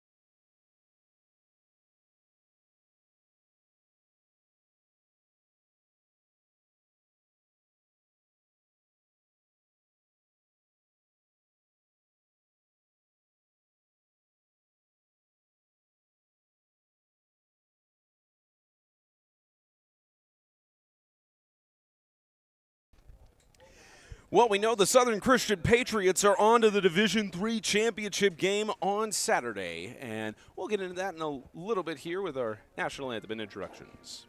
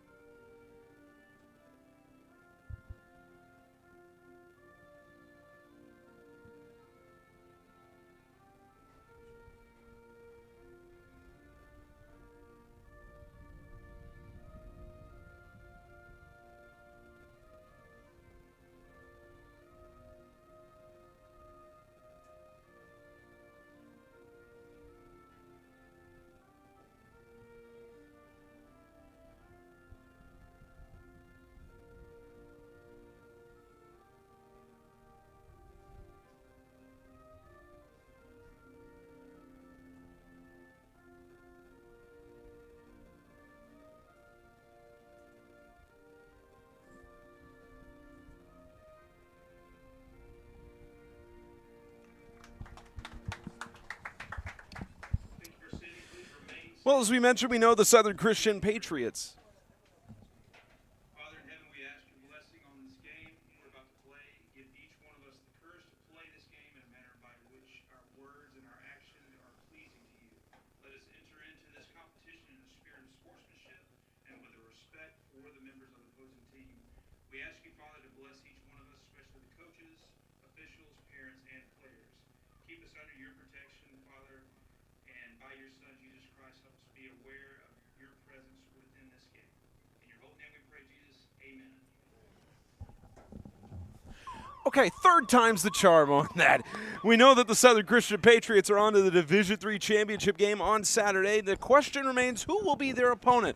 Will it be the Division I national champions from last year in the Pack Panthers, or will it be the Heat from Liberty Christian in their first ever appearance in the NHFA Invitational Tournament? It's the D3 bracket from the panhandle of the United States. Welcome to everyone watching around the world. I'm Spencer Thompson alongside Brendan Daniel. Proud to be with you in Panama City Beach, Florida. Brendan, we'll start with the Pack Panthers. This is a team that's been riddled with injuries throughout the year. Several of their players that had multiple knees blown out. Talked with a couple of them that are in braces for the next 8 to 9 months. But if there's one thing we know, even with the head coach for the Pack Panthers and Tim Yeoman stepping aside from last year, Chance Taylor, the rest of the staff is the same as well. This Pack team comes to play no matter what circumstance they're in. And it's all about how they come out. You know, if they come out soft, then it's going to be a rough time. But usually when they come out hard, they're going to give you a rough time. And they've done it before. We see it in the Gatlinburg, and we see it in the past as well. They just have to keep on with the punches and keep going. This Pack Panthers team went 1-4 in their final 5 games. They lost the last 2 games of the regular season, had a win prior to that 2-game losing streak heading into Florida. Meanwhile, for the Liberty Christian Academy Heat, the team out of Richlands, North Carolina, making their first appearance here in this tournament. And they also have no conference championships in their short history since 2023, but coming off of their best season at a 6-3 record, only losing in the playoffs by a score of 22-6 to Sandhills Classical Christian. This Liberty Christian team just as impressive. And they're going to show today, and they're going to show why they're here and hopefully make a statement. And we are underway from Pete Edwards Field, and we will have a return. It'll go short of the 35-yard line, carried up, and we will see the Heat take the field for the first time. They've been at the lead of their star quarterback in Eddie Deptola, who leads the team on the rushing yard side, 1,000+ passing yards on the year as well, and he's really been the centerpiece. And he's only a sophomore. He has 2 more years to work with beyond this tournament. Which is great because now you're giving him even more chances to be on the bigger scale. So when it comes to his junior, senior year, this will be a nice little breeze for him. He's got 2 backs behind him here as this will be handed off. It's actually Daniel Canales who's in the backfield. I beg your pardon. On the other side, it's actually the Pack Panthers who start off with it. It's Patrick Bennett And you have the light jerseys there for the Pack Panthers, darker for Liberty Christian. So we'll make sure we get into Liberty Christian and their star offense later. But Patrick Bennett has stepped up, the junior who has 1,000+ passing yards of his own, also leads the team in rushing attempts. So similar styles in the quarterback side, only separated by a year. And only the difference between the two probably is Pack is a heavy run offense. They're going to punch you in the mouth, and they're going to make you regret everything they do. Speaking of which, Gage Taylor gets that punch up to the 50-yard line to move the chains for a first down on a 2nd and 2. Taylor up there on the rushing metric, 39 carries for 188 yards. The senior trying to make his mark in the semi. And it's a play like that, it's kind of reminiscent of a fullback dive because he's a little bit bigger. So plays like that is when it kind of throws off the defense because you don't know who's going to get the ball. A decent amount of these players on the roster here, 9 seniors, most of them returning from that national championship roster last year, and 9 juniors this year to soak in this experience. Same with having 13 sophomores and 2 freshmen out of the total 34 on the roster, 1 8th grader as well, and they'll have movement here to move it back to their own territory from midfield.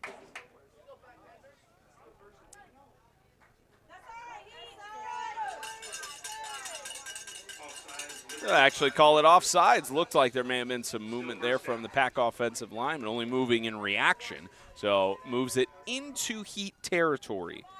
Oh, yeah, there was a lot of Heat players. I jumped the gun a little bit on that one. They have to learn how to be patient because Pack does like to do those little cadences where they can jump people off. Patrick Bennett will hand it off. This is to Josh Williams. Leads the team in rushing yards at 505 heading into this weekend. And he's got a good carry there to move the chains for a first down. And they'll rely on him heavily to run that ball. And he's a hard runner. When he has free space, he's pretty fast for a guy his size. Only had to get about 7 yards there to move it forward with the penalty yardage. And they'll spot it at the 39-yard line. Shaves off the first 2 minutes of this first quarter. Pack Panthers team 3-3 overall in their NHFA appearances. Division I champions last year. As this handoff goes to the outside. Chance for a breakaway. One-on-one action as Jarikus Mackey, I beg your pardon, that is Jarikus Mackey who does carry it there. Holden Smith with the tackle and a big carry from the senior. And obviously it's running back association because there's a whole bunch of guys that can hurt you here as the Pack Panthers are known for their running game. And they can hit you either way with speed, power, it doesn't matter. A Pack Panthers team that tasted defeat in that Division I National Championship against Evangel in 2023. Went on to win their conference championship the following Saturday. And the SIFA moved their schedule back so that they could make a conference championship. Then Florida. Here's a carry from Gage Taylor again. Gets tripped up. Another tackle from Holden Smith. Had 18, 5 of them on his own heading into Florida. And another good carry to make it 2nd and 2. Now as the defensive coordinator, I'm thinking of possibly sending a blitz because they're killing us right now in the running game. Yeah, on the Liberty Christian side, don't quite have who's on their defensive coordination side. They have 4 assistants there. Sean Richmond leading this team through the 3rd season. The only head coach in program history starting back in 2023. Movement there. It'll be a keeper up the middle. It's Patrick Bennett who will push it forward for Pack. And another first down. And honestly, that movement hurt them more than it did help them because it gave that quarterback free space just to move up a little bit for a good first down, easy gain. And Gage Taylor, pretty much anytime he carries the ball, he gains about 5 yards. Kept it on there. The only other player on this roster who has any passing attempts on the season as well. A few times we have seen him pass in the Gatlinburg game. He's a dimer. So you have to watch out for that as well because they just do the same package and all. Mackey might have space on the outside. He does. Got the better of Eddie Deptola, and the first score of the game will go to the Pack Panthers. And that's just Mackey able to use the speed and just able to use the stiff arm to hold off that guy, and easy touchdown for him. Extra point attempt. Mackey on the year with 2 rushing touchdowns. Will add that to his total to bring it up to 3. He's been involved on this entire opening drive for the Panthers out of Columbia, South Carolina. And we'll have a PAT here. Henry Bennett is 4 for 5 on the year as we have a stoppage. Flag potentially for a false start.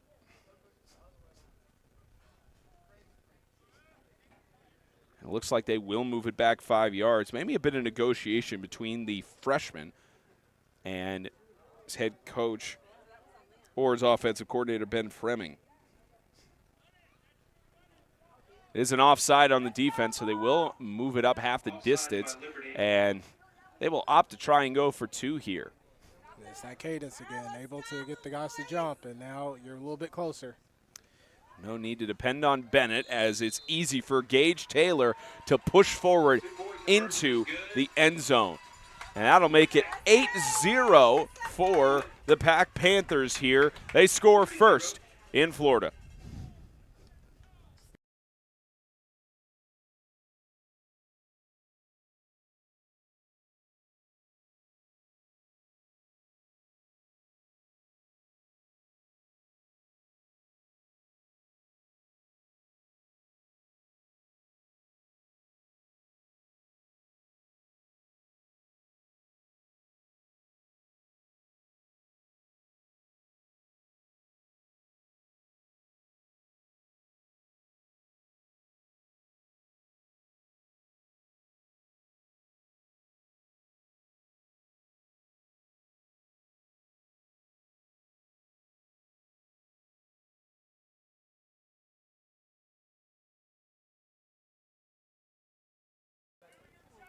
Four minutes and 16 seconds is the length of time that the Pack Panthers took to get their first score of the game.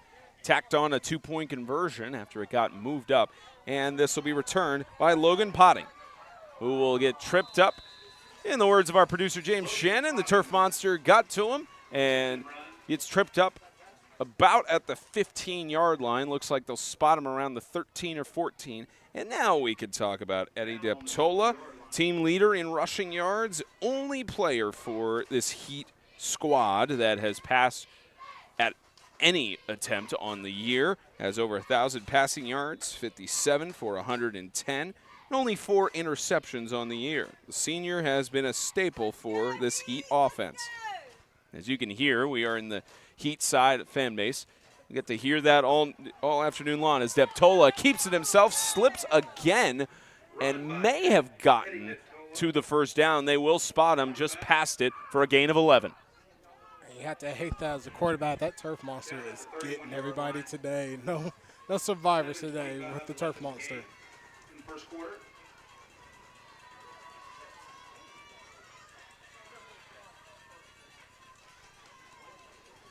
So Deptola managed to get that carry there. You mentioned he had 740 rushing yards on 71 attempts. Also does not lead the team on rushing attempts, but another carry here, the right side. The one who does lead in total rushing attempts is Logan Potting, the junior, who carries it there for his 77th carry of the season. And if you were still watching, even when he was wrapped up, he was still ready to go. It's just for safety reasons, you had to, as a ref, you had to blow the whistle.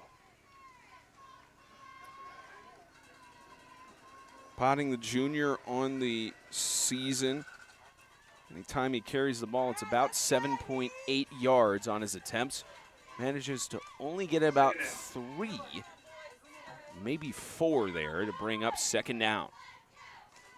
Here's Deptola across the middle. The catch is made in coverage. Holden Smith, the team leader in receptions, has to be forced for the whistle to be blown. Evan Watt on coverage, but it's a first down for the Heat. And boy, does he have a cannon. I mean, he darted that thing in there. I don't know how the defense let him do that, but great pass and great catch. It looks like a hurry up. Another deep toss just outside the reach of Holden Smith. Would have been an incredible reception had he pulled that in. Had a good play to force a first down there, but couldn't get another chunk gain. That was a great, perfect throw. Just couldn't get under it. And if he would have got under it, that secondary gave up, and that had been an easy touchdown. Yeah, not something that Holton Smith misses often. 21 catches on the year for 320 yards. Pretty much any time he catches the ball, he's got 15.2 yards. So he's getting you a first down and a half, and you can see why they trust the senior so much whenever they try to pass. Here's the sophomore. He'll hand it off. Another spin attempt for the junior to get forward. But the defensive line for the Pack Panthers, nothing will be allowed. And they won't even spot it for maybe even a half-yard gain. It'll just be a 3rd and 10.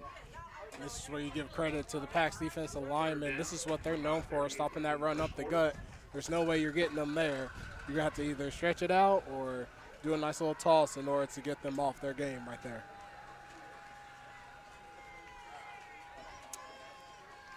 This is where you see how Sean McNulty's defensive coordination comes into play. Seeing a 3rd and 10.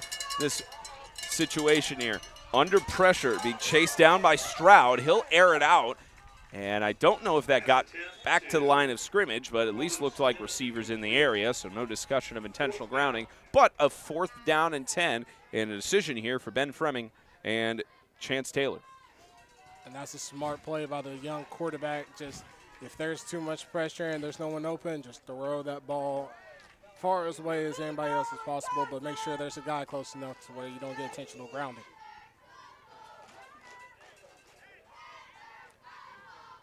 Looks like the Heat will settle for punting it short of midfield. They will trust Noah Horn, as that will bounce first out of bounds around the 32-yard line, and the Pack Panthers offense will get a chance to march it down the field again.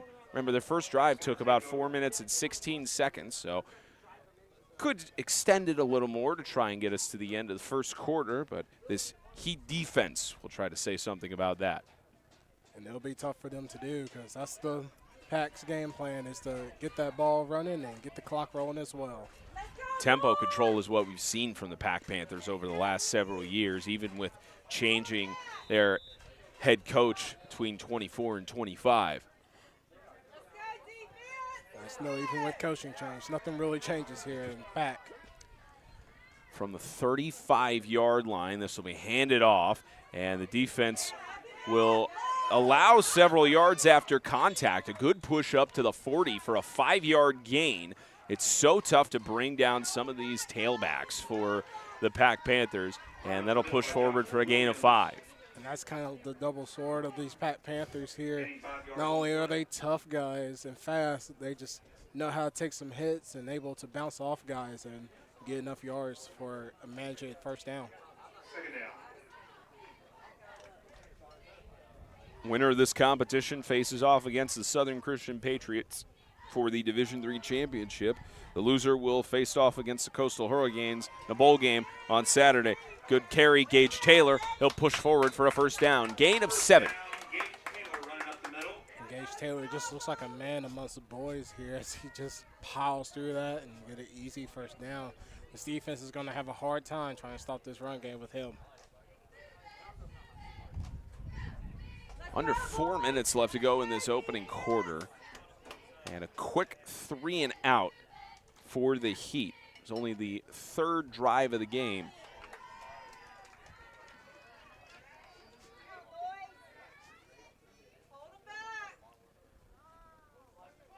That same formation the Pack Panthers have been using for the majority of the game. Lob it in the backfield, carry to try and get through several players there. And Josh Williams will take it up for a gain of, they'll count it for about 6. I've talked about these run backs enough. It's time to give the love that keeps giving. The offensive line have made that gap, and they won in the trenches for sure for that. It's the only reason why they got that first down, or closest first down. You look at some of the offensive linemen for the Pack Panthers, they've just got some more, we call them big boys, at least when you look at the separation there. But it's sometimes the weight room can be deceiving on that front if you're still pushing heavy. As you see this clear matchup here, pressure right side wide open, just outside of the hands of Evan Watt. He leads the team in catches and receiving yards, but the junior couldn't pull it in. Like I said, that's the type of play action pass you have to worry about when it comes to the pack, because they saw them gang up on there coming with the blitz, and they're like, let's throw a little pass there. It just, maybe the wind got it, or maybe it was just too much.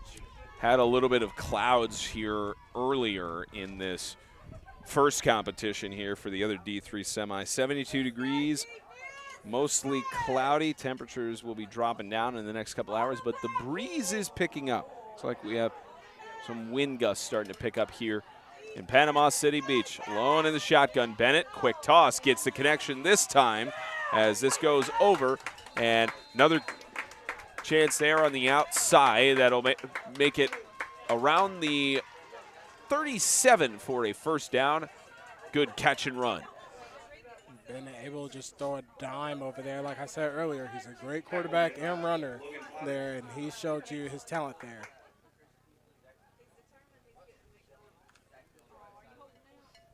They'll spot it at about the 35-yard line in heat territory.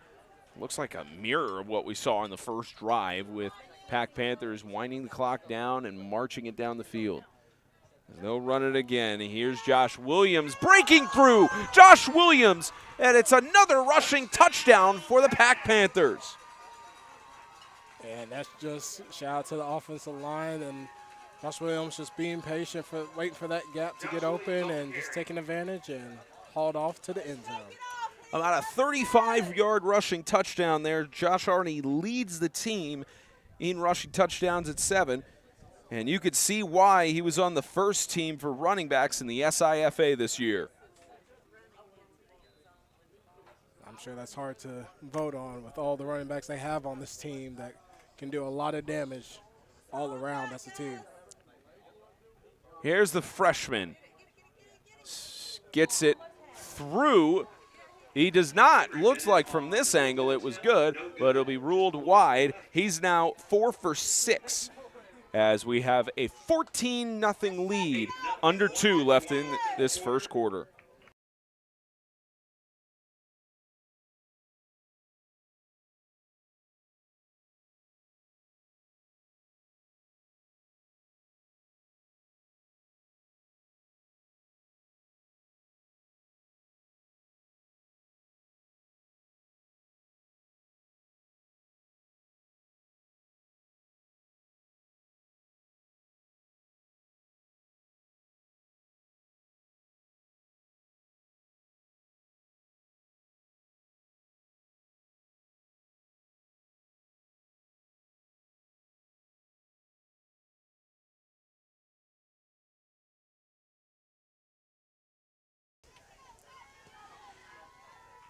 Bennett will boot it away. This will bounce close to the goal line, a couple of yards short, and trying to return it here for Liberty is Logan Potting. Will get just a couple of yards around to the 10-yard line and give a chance for this Heat offense to try and generate something down 14-0 early on.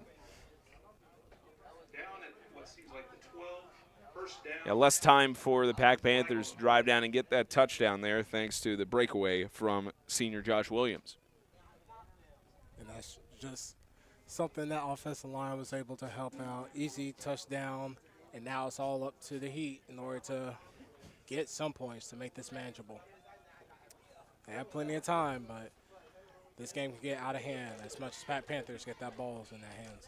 And on their offensive side, they have 3 different characters they lean into, and they have a sophomore, junior, and senior that they hope can have some step-up here plenty early to try and generate things.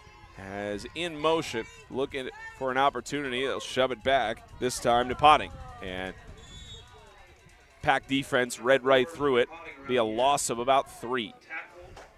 And I don't know if the kickback was worth it. You might as well keep it if you're going to take a loss like that.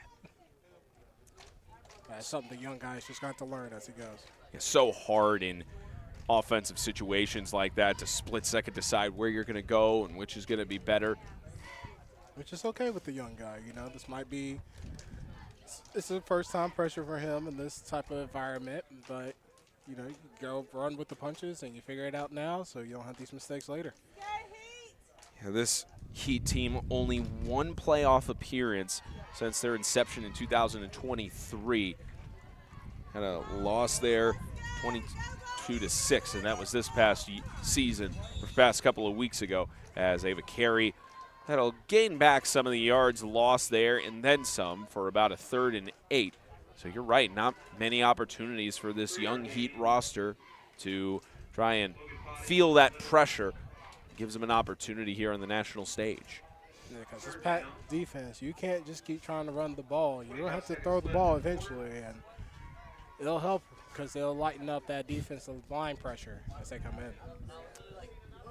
I believe that both sides are just going to let this run down to the end of the quarter, and they'll settle to regroup.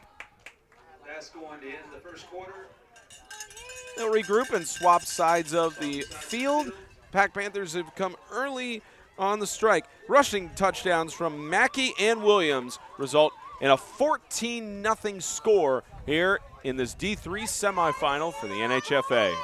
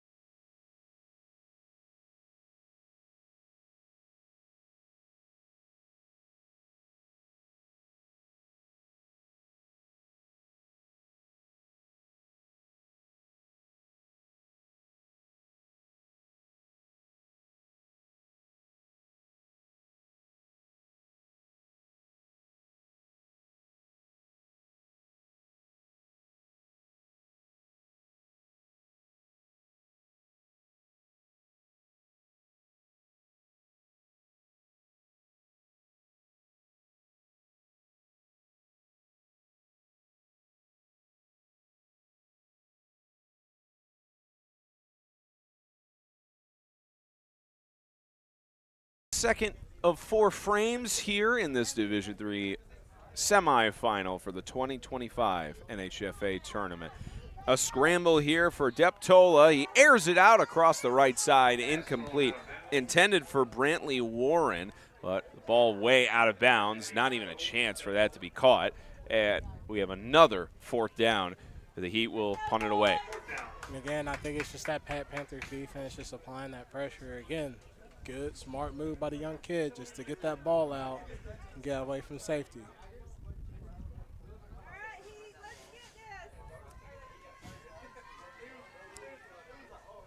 Managed to only get a couple yards back from the penalty earlier on, and from about the 9-yard line, Liberty Christian will punt it away. Noah Horn with the boot, the second punt he's had on the contest, and it goes out of bounds. Shaves off 18 seconds, and the Pack Panthers, depending on the spot, looks like they will start in Heat territory. Not as much to drive, and maybe a generous spot there as they move it to the 35-yard line. As early on, no timeouts burned from either side to this point. It's a chance for the Pack Panthers. You wonder, especially early on, not really a need for either teams to really burn them, but at least the Heat have it in their back pocket, especially since they will get the ball to start the second half. Plenty of time before they have to think about those scenarios. And now 35 yards from the end zone for this Pack Panthers team, and it'll be a spin move tackle. There's a flag down on the backfield. Didn't look like any gain there for Larry Reinard. As I wonder, will this be moved back or forward? And it's a holding on the offense, so they'll send it back to the 45-yard line. That's what I say is Usually when the flag is thrown like that, around that time, it's more likely going to be a hold. And that's going to hurt the Panthers, but they usually make up for the yards. I'm sure it's a relief from the Heat, as they need this type of luck in order to make this game manageable.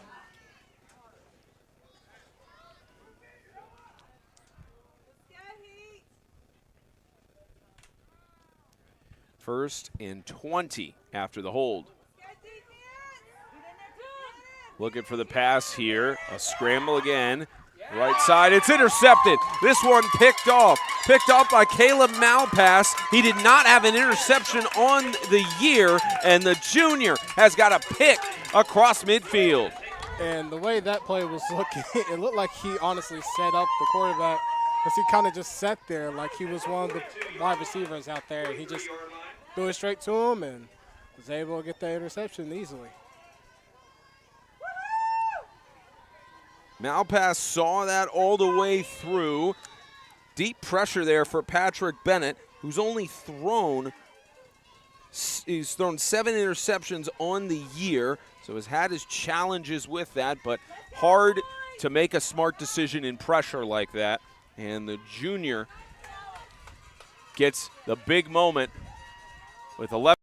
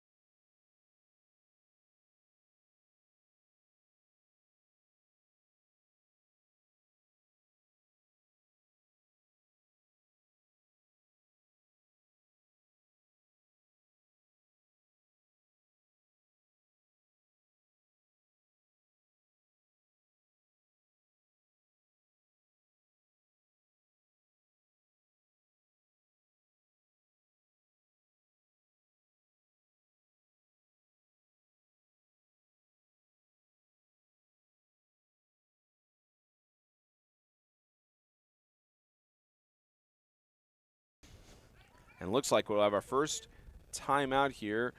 Looks like it was ruled an official's timeout. We have an unfortunate injury on the other side. It's one of the Liberty Christian players down, Logan Potting, who just ran the ball there, and we will step aside while they look at the young man.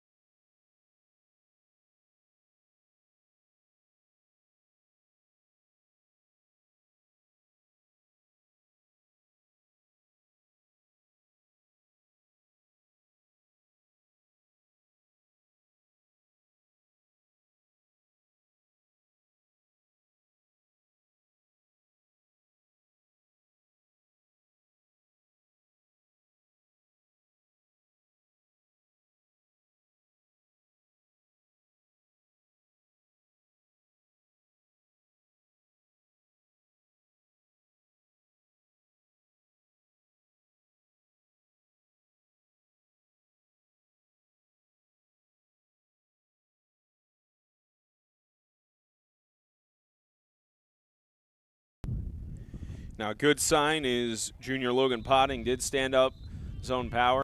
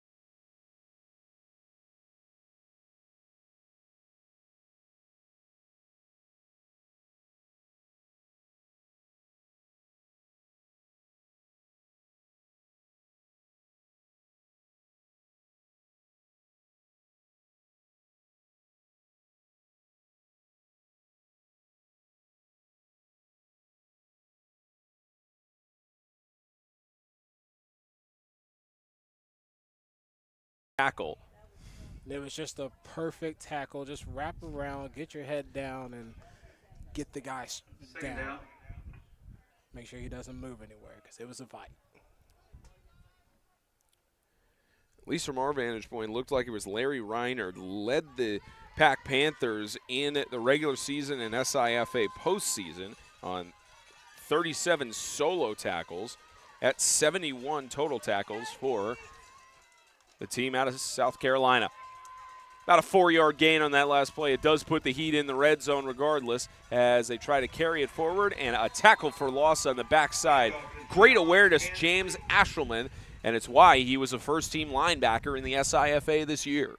Just able to read that gap, see the play, see the quarterback get the running back, and just hit him immediately before he's able to do any damage.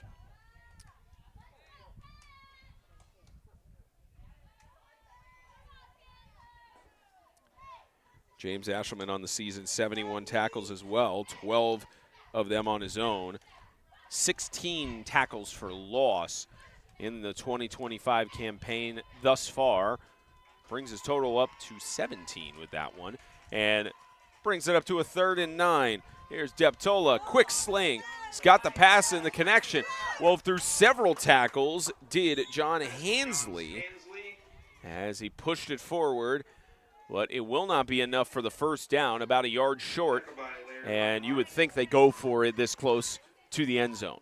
Oh, absolutely. You have to at this rate because you got to get some points on the board before you hand over this ball to the Pack Panthers and they do damage and run that clock down.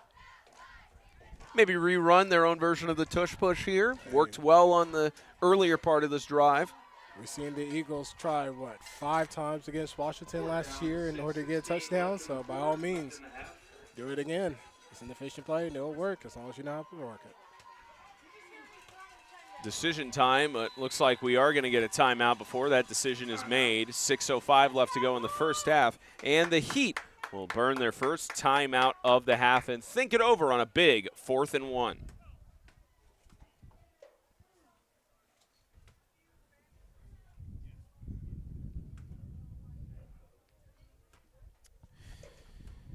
Got at least a loaded schedule for you. This is the last of the Division III games here for this Thursday afternoon. You got some other games that will be broadcast as well, and at least here from Publix Park, Division II action will get started with a game following this one. Ben's Ford Christian, the Eagles, will collide with the Southampton Raiders, and then the Division II championship and bowl game will be set with the 7 p.m. contest between East Central and Acadiana. The Patriots and the Lions will collide there. Acadiana, as Division I is happening all their matches over at Gavlax Stadium at Arnold High School. 4 p.m. Tri-State Christians Crusaders will collide with the Freedom Cowboys. That'll be on 8-man Extreme Alabama. And then the South Haven Patriots and Evangel Christian Lightning at 7 o'clock will collide. Their respective team broadcasters would have those games covered for you. Maybe do a split screen between the twos. Decide which home broadcasters you enjoy. We love them both. Make any decisions you want on that one. Split screen all of them through 4 p.m. to 7 p.m. Right now is the only game you should be watching among the 8-man football scene. Big 4th and 1 here, and they'll try to push it forward at Deptola, and we had whistles before the play went off. And a false start, they'll move it back 5 yards, so no tush-push attempt here. They'll move it back for a 4th and 6. And you hate to see it because it really worked for him, and if the player could have kept going, he probably got more and maybe even end up in the end zone. Still 4th down. It's those sort of penalties that Coach Richmond and the coaching staff not wanting to see, especially this late in the season. You see how much it hurt in the last game if you were watching, because Coastal Carolina had a lot of penalties, and that was one of the big reasons why they lost that game. Yeah, about a 20-plus point margin for Coastal, and they'll play in a bowl game on Saturday, while Southern Christian awaiting the winner of this competition. They send Smith in motion, but Deptola will keep it under pressure. He slings it out to the right side, incomplete, and a turnover on downs forced by this Pack Panthers secondary. And I think that's the only bad mistake he pulled right there, as he was trying to do a little hero play, but I don't think he saw that one corner just sitting there getting ready to intercept that ball. An interception from Liberty Christian's defense, specifically from Caleb Malpass, results in a turnover on downs, and the Panthers will take over on their own 20-yard line, maybe around the 19, as the Pack Panthers offense keeps the shutout hopes alive with 5:54 left to go in this first half.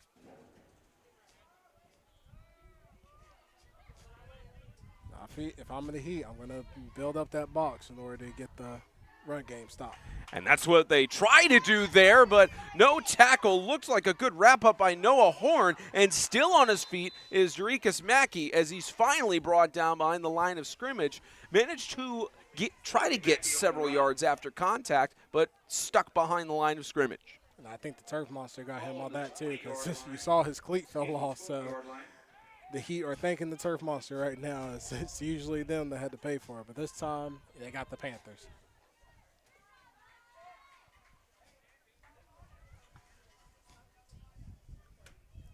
Gets to a loss of about 8 yards on the play for a 2nd and 18. Not something you see often from this Pack Panthers offense. Nope, it's usually positive, but when a play like that, it's kind of hard. And flags from the backside. They'll cut the play dead. Looks like someone moved on the line. And another 5 yards back.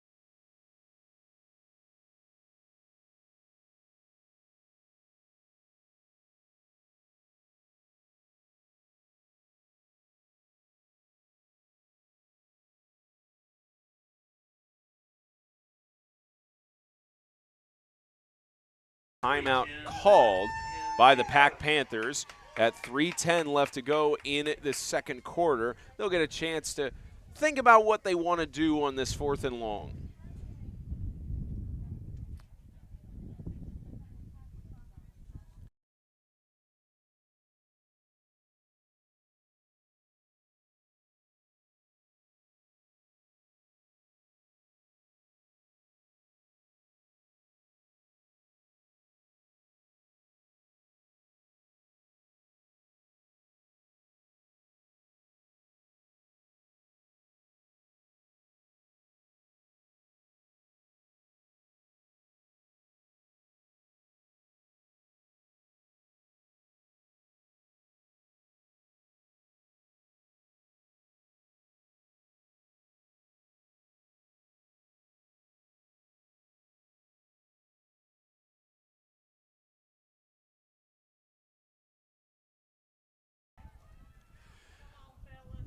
Fourth and about 12, maybe 4th and 13. We got a boot for this punt, and I believe the first time the Pack Panthers have punted all game as it goes down to about 2:57. they'll wind it down to 2:54 left to go here in this first half. And we spotted at about the 45-yard line. Remember, the Heat get the ball to start the second half, so a chance for them to chew up the clock here, drive down about 55 yards, maybe get a score and some momentum heading into the second half, and a chance for the Pack Panthers defense to make a stand. And it's very important for the Heat to get a score here as much as it'll take the momentum. You already kind of have it with that punt. You finally stopped them. Now, offensively, you just have to score. You made them turn over the ball twice. Let's try this time to get a touchdown.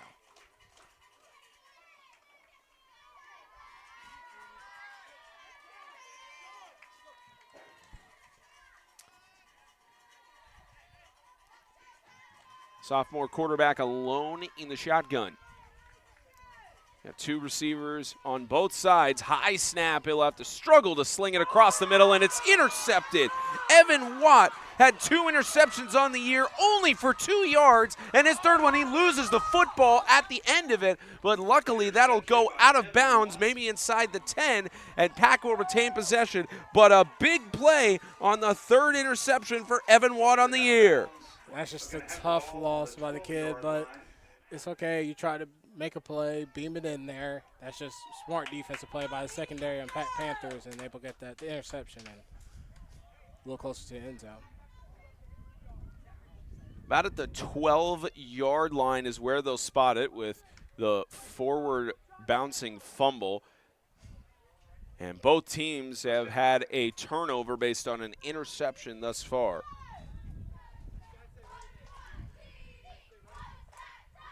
And they'll hand it off in the backfield. Josh Williams trying to push through. He'll be stopped by the defensive line. Literally talked about on the start of that last play where the Liberty could have had a chance to march it down the field. Also mentioned that Pack had a chance to make a statement on defense. Very much did. And now they have a chance to run the ball, get some time off, and possibly even score to give a little 21-0 advantage.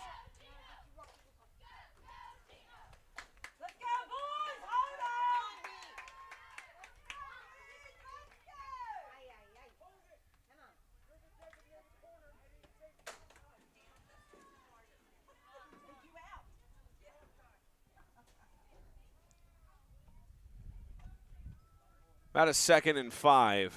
Motion on the outside for Taylor. High up, he'll get the ball, and he'll get the touchdown. That's just an easy play call. Have your guy in motion, catch the ball, in easy run in for a touchdown. There's nobody around him. His first receiving touchdown on the year. Gage Taylor, the senior, had 5 rushing touchdowns heading into Florida, and another score here for the Pack Panthers to make it 20-0.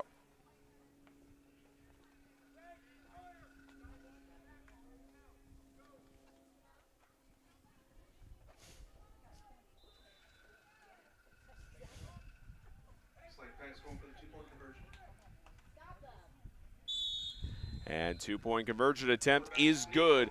Easy sneak up the middle there.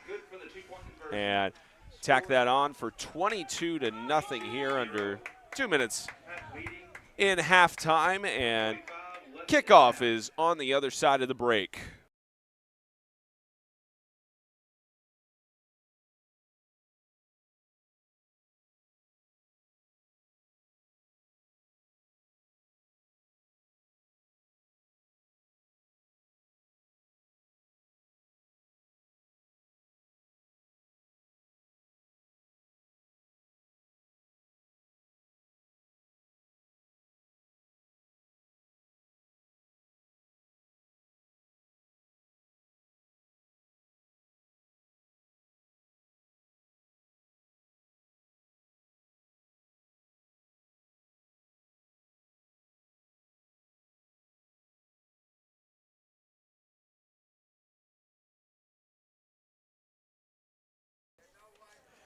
First team punter kicker for the SIFA sends it deep, and Holden Smith will try to get a return here, and he'll weave through several players, has one to beat, but he's not going to get past Andrew McCabe, who is a first team defensive guard for the SIFA, shuts down any chance of a breakaway, but a good kickoff return to about the 40-yard line. We'll even spot it a little further at the 42.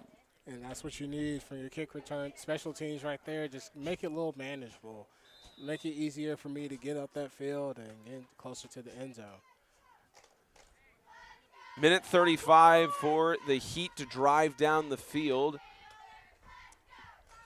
They have 2 timeouts to work with as well. And, of course, in high school football, you do have the clock stopping anytime there is a first down to spot the chains. The time a little bit on their side if they want to march it down here, but also had that on the last drive. But this Pack defense has been tough to handle today. A scramble. Deptola has to get through the defensive line. We have a flag. Looks like a horse collar is what they'll call, and that'll be a good advantage, or a good break, I should say, for the Heat. At least that's what it looked like from this angle with the way the Deptola went down. But now Zola is saying he got to hold the face, so let's see what the ref calls. Yep. Yeah, face mask. Looked like either that or a horse collar, so they'll move it up another 15 yards. And the Heat will start their next set of downs on the 41-yard line in Panthers territory. Now everything going the Heat way now. They're getting the momentum, they're getting it, and now they just need some good offensive play called now to finish off this drive to the end zone. And they'll hurry up to the line here, trying to be conscious of the play clock and the time. Deptola, man to his right. He'll look for the pass. He's forced to scramble, and Deptola will be brought down for a sack. James Ashelman had 3.5 heading into Panama City and tacked that on to make it 4.5. And again, that's a young player. Shout out to the Pack Panther, able to get in there and make him pressure. But the hard part is you got to learn as a young guy just to throw away that ball and get on it. And they'll hurry up to the line instead of calling a timeout here. Wasted about 10 seconds as this gets deep toss. Holden Smith intended. It's incomplete. Good coverage, and that will stop the clock at 34.5.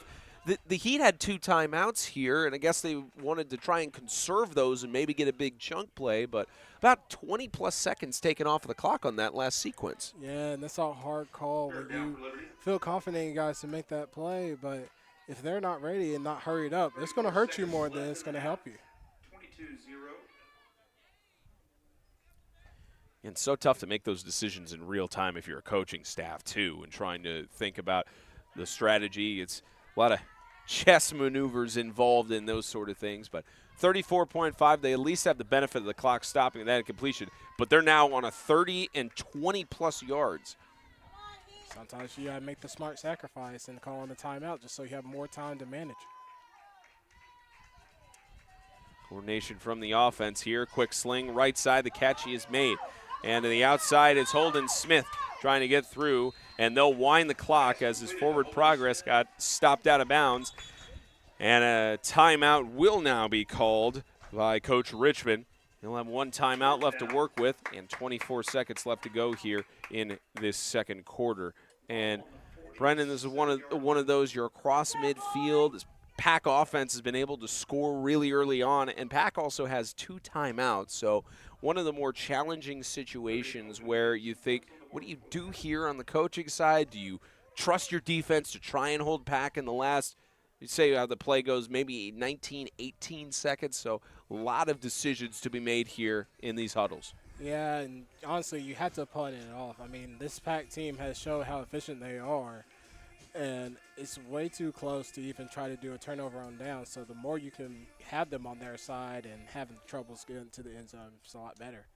The other challenge is Noah Horn on his punts, too. They've all gone out of bounds, and they've only gone maybe 10 or 20 yards, so that helps you a little. But as the Pack offense has shown, it doesn't matter really where they start from on their offensive drives. They could get you a quick chunk plays on the passing game or even on a breakaway run. Big decision here from Coach Richmond. They have plenty of game breakers from the running backs in order to make that big run. And it looks like they will go for it. It's about a 4th and 16 close to midfield. Deptola, he's going to air it out on the left side, intended for Smith in double coverage, and overthrew his target. Clean coverage there from the 2 defenders, and that's the second turnover on downs forced by the Pack Panthers so far. Now you got to trust your defense in order to hit the slam, even though I don't think Pack will try anything crazy right now, but you never know. 17.2 left to go on the game clock. Now, I know for those who are seeing this shot in the scoreboard, they've got PSC and NOLA.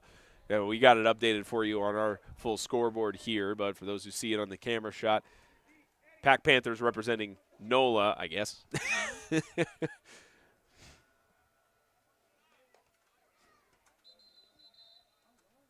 And we got whistles here.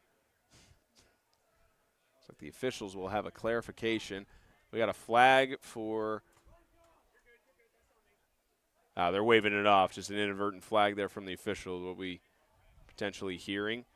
Or they'll move it up for illegal substitution. That's what it was. So, you saw the official waving the flag in the air like it was potentially a no penalty on the play, but an illegal substitution called on the Heat. You could even hear the coaching staff from here saying, "That's on me, my bad." So acknowledging that, moves it up 5 yards across midfield. Just one too many guys on the field. Sling across the middle. Almost Holden Smith looked like he wanted to dive and intercept that. Pass intended across the middle for Evan Watt. Number 9, Evan Watt. Sometimes it's just better to deflect the ball and get that down and on to the next play.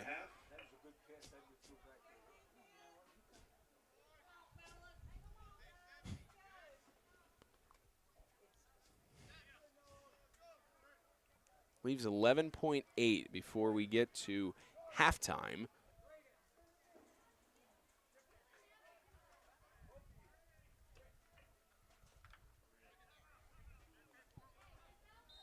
And it looks like Coach Taylor will burn a timeout here. So looks like the officials were ruling for substitutions. They may not have had enough time to allow the defense to get an equal opportunity to sub there. And I believe that Burns they have one timeout left, do the Pack Panthers, so do the Heat. Well, we know at least Southern Christian will be a part of tomorrow's special edition of Extreme Talk. The head coaches for all of the national championships, Division 3, 2, and 1, as well as a player from each team, will be joining James Shannon. Time to be determined from the Promised Land Chapel in Panama City Beach. James, or Stephen A. Shannon, as he's known around the 8-man football world, he will get a chance to talk with the players, and I'm sure he'll make some sort of baseball cap pick like he usually does. I wonder if he's going to do all 3 divisions. No, last year he did 2, so be a lot of caps that'll need to get from people, and should be a fun show live at PCB around Laguna Beach Christian Resort. Time to be determined. Check out all the 8-Man Extreme social media channels for more information. 11.8 left to go here in this second quarter. About a 2nd and 5 here for the Pack Panthers. And a little bit of a bobbled snap there, but still scrambling with it. But no chance to get past Noah Horn. And that should end the first half. Or we do have a timeout with 1.7, so Coach Taylor at least wanting one more chance at getting this towards the end zone with 1.7. Which is a crazy call timeout. I mean, just let the just go to the half and worry about it later. You're up 22. Just make some adjustments defensive-wise, because obviously you guys are starting to get challenged by the Heat. Luckily, you got some penalties going your way, but just go on to the second half. Well, and you also have to think about, for Liberty Christian, they get the ball to start the second half, so that might be what's going on with Ben Fremming and Chance Taylor, in that they want to try at least one more shot there to try and get it towards the end zone. But now that it's around the 43, 42-yard line in your own territory, it's a big ask of your offense. Not that they're not capable, but it's a big ask, and especially, as you said, up 22-0, it'll be interesting to see how this play goes. And your defense has been holding them up, honestly. So, I mean, I don't get this whole rush, but, hey, it's the coach's decision. I'm not in that seat. So you have 3 – initially it was 3 receivers on the right side. They'll send one in motion, and a lot of players deep. Time will expire.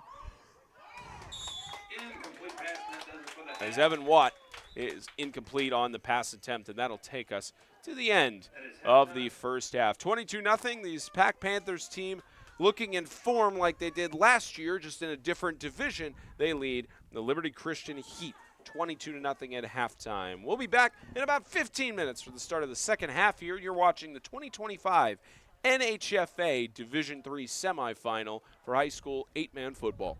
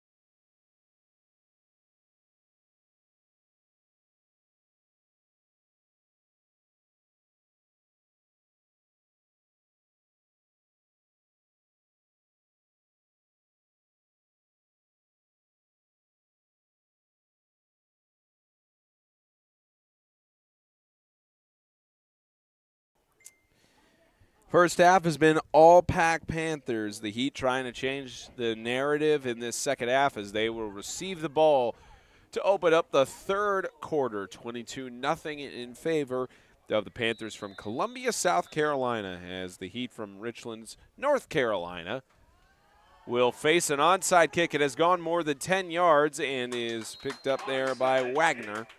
Fall on it at about the 35-yard line, so no major danger for the Heat to worry about in this case. I wonder if these teams feel any sort of rivalry from the states between them in North and South, even though there's not that much of a rivalry really anymore between them. So, but I wonder if there's anything like that for, hey, you're from North, hey, you're from South. No, I think they just come together as Carolinians and just love each other.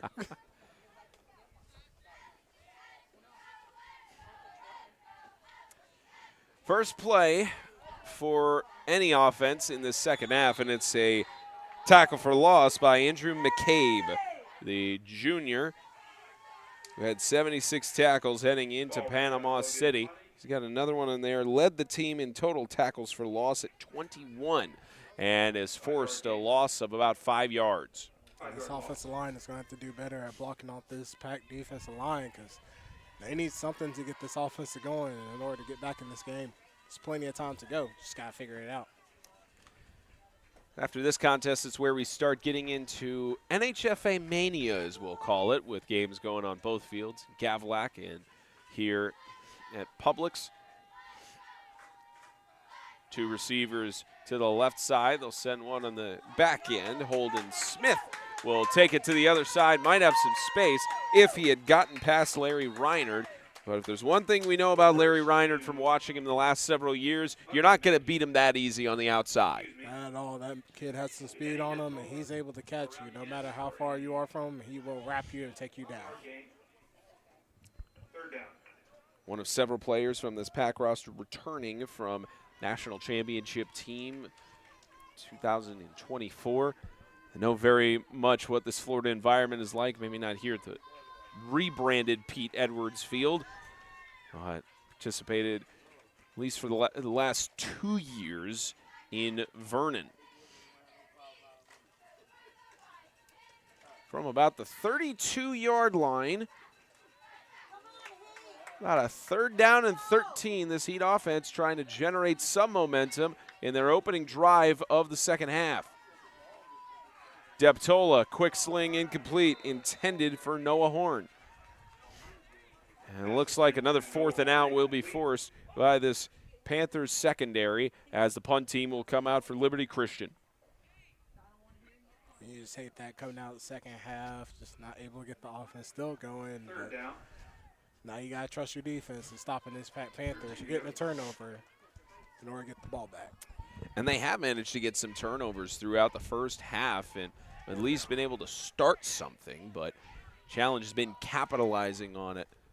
Yeah, coming in halftime, they got that interception, and they got that turnover on downs.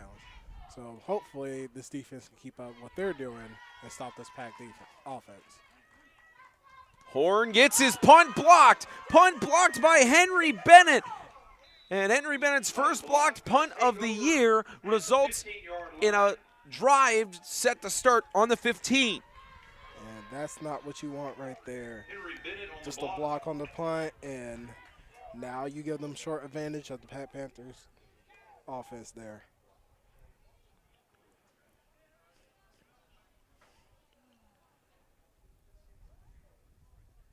Henry Bennett getting action on special teams. More than just his responsibilities on the kicking end. He can also block any sort of kicks, even though punt is technically not considered a kick, but can at least get things done on both sides of the ball in special teams.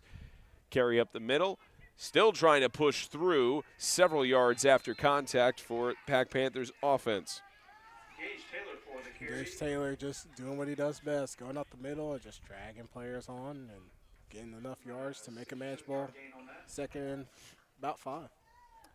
Yeah, good gain on that play for about 5 or 6 yards there and pushes it up. Pack trying to capitalize on this blocked punt.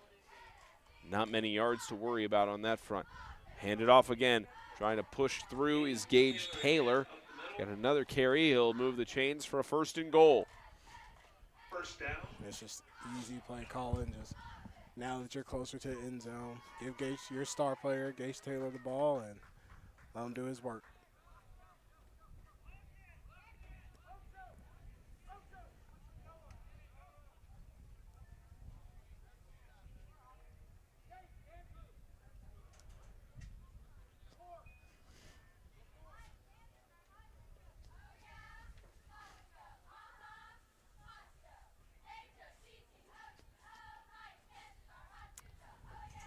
Here's now a 1st and goal from about the 5-yard line for the Panthers, and going right up the middle by himself to the goal line. Touchdown, Patrick Bennett. And Patrick Bennett is one of those, I guess you could call him a dual threat. Not really much of a dual threat because they run a lot, but he's a big body quarterback, able to just hike the ball and get the yards himself, and that's for our end zone. You now have 3 different players for the Pack Panthers who have rushing touchdowns so far on the game. 1 receiving touchdown from Gage Taylor, but Mackey, Bennett, and Williams have all found their way into the end zone for these 3 scores. Pack just shares love all around. There's a whole bunch of guys that can do some damage, and they showed that. Bennett through the uprights. He got the blocked punt, missed an extra point earlier, but he is now 5 for 7 on his PATs thus far on the year. 29-0. Pack Panthers leading here over the Liberty Heat.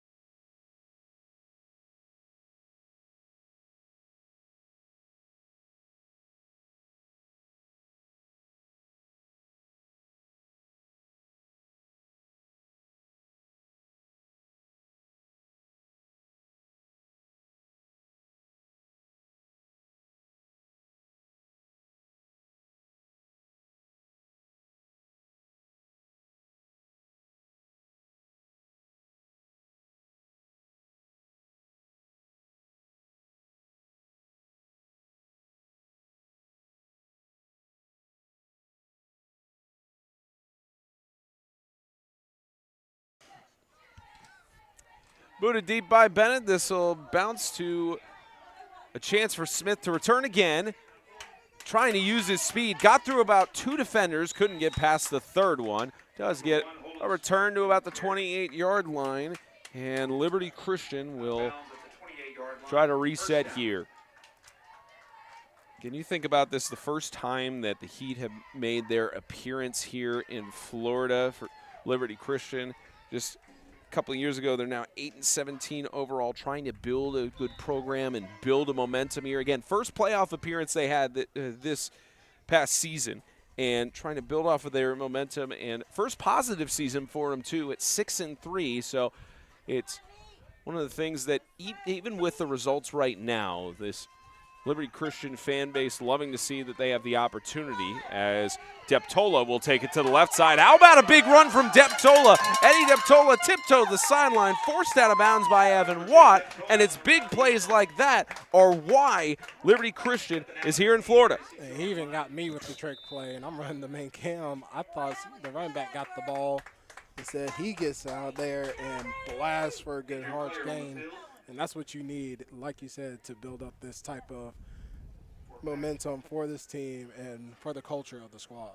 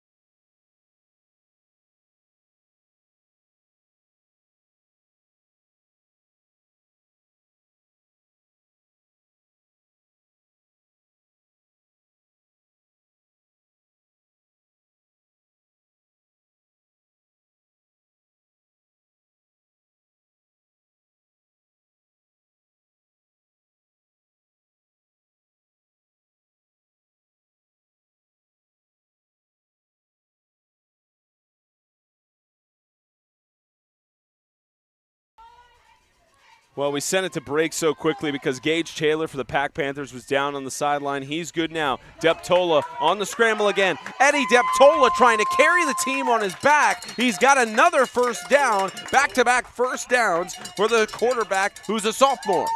Shout out to the young guy. Now he's getting those reps in, getting it in. Just look at this perfect setup here for the play. Nice little draw play.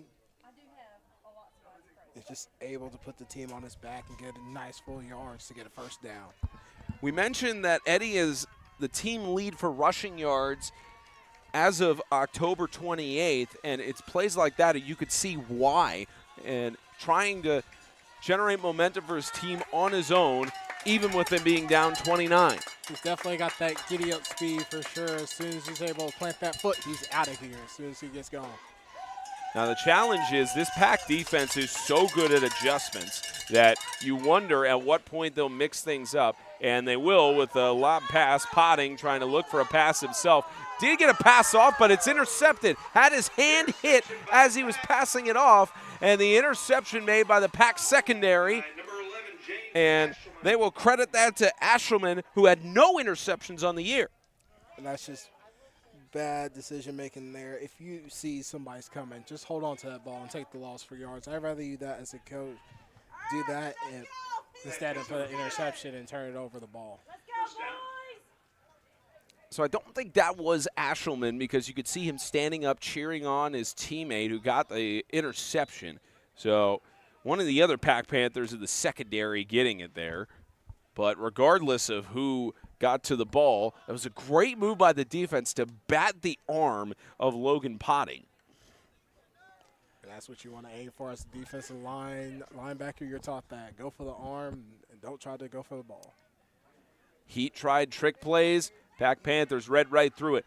As on the outside, pushing through a little bit there was Henry Bennett again. Henry Bennett's just cooking this team right now with his running plays. The whole team is, but he's having a big game right now. Okay, I beg your pardon. It looked like his jersey was scrunched there. That was the sophomore Silas Cook on the carry, who on the year has not had a single carry for the Pack Panthers. So good to see the sophomore getting some reps in on the running back position. Let that young man cook. And there's another young man trying to cook here, trying to push through this defensive line, trying to mimic a scrum in the rugby scene, and gets a gain well past the yard to gain. First down on the 41. Channing Douglas on the carry. And he just pulls through as a big man. These running backs, they are going to take the whole line with them if they get stopped. Brings up another first down for the Pack Panthers out of the many they've gotten throughout this afternoon. As we reach the halfway mark, winding down in this third quarter. And the sad thing is, the one time that the Heat tried to send a blitz, they went over their heads and just threw the ball. And some movement there, maybe encroachment. Who are they going to give the benefit to on this one? And it'll be an encroachment for the Heat. 5-yard penalty. They had a 1st and 5 coming up on the 50. Still first down. Again, Pack Panthers just testing this discipline on his defense. Are y'all jumpy or y'all going to stand still? And they got them to jump. Another thing to keep in mind with this being on a turf field, 73 degrees right now and sunny. That turf adds another 10 degrees, so you have 83, but breeze is blowing, not as hot as it's gotten in other places. As this is loose in the backfield and falling on, looks like Evan Watt, one of the rare mistakes that you see him make. Actually, that is Silas Cook in the backfield, so one of the players, again, at his first rushing attempt just a few plays ago and mishandles the ball there for a loss of about, we'll say about 12. Well, gain it up to him not getting as many reps as he probably should, and probably not used to able to catch those tosses.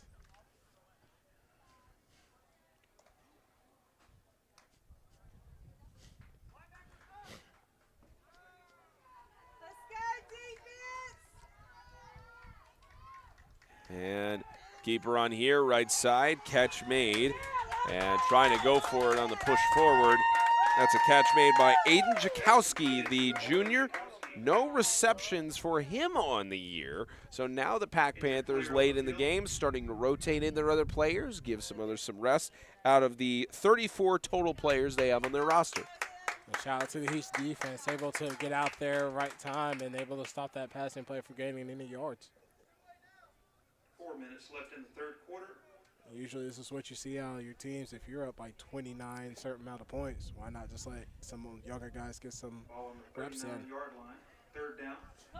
Yeah, and you've got a number of 34 versus 28 in terms of the comparison on the roster numbers, which at first glance some might think that 6 players doesn't make necessarily a huge difference, but especially in the 8-man football level it does when you have more depth, as we've seen from other teams, including the Pack Panthers in the past.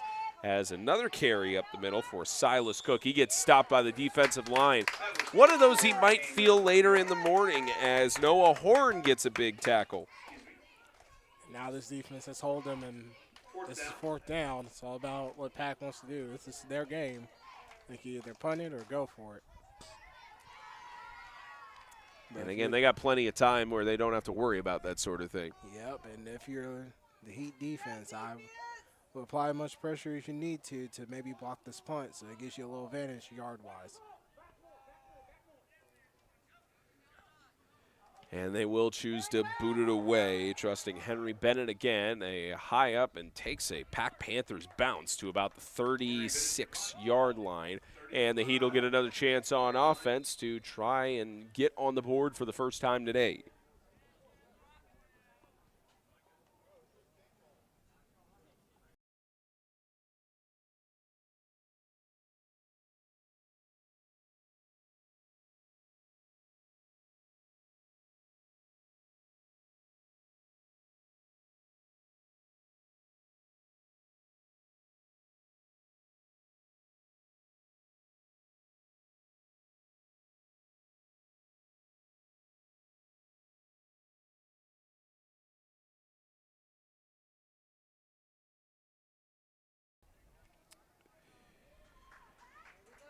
Liberty Christian Academy back on the offensive side. 2:39 left to go in this third quarter, trailing 29-0 in this Division III semifinal. Up the middle, a good carry. We'll see where they spot him. Looks like it's good enough for a first down. They'll spot it about a yard short, maybe 2nd and inches, as it's another big gain there. Looked like Deptola was the one who carried it forward. I don't know what the offensive line adjustment is, but now they're getting it. They're winning in the trenches. They're making those gaps for the guys to run through easily now. Counted there on a 2nd and 1.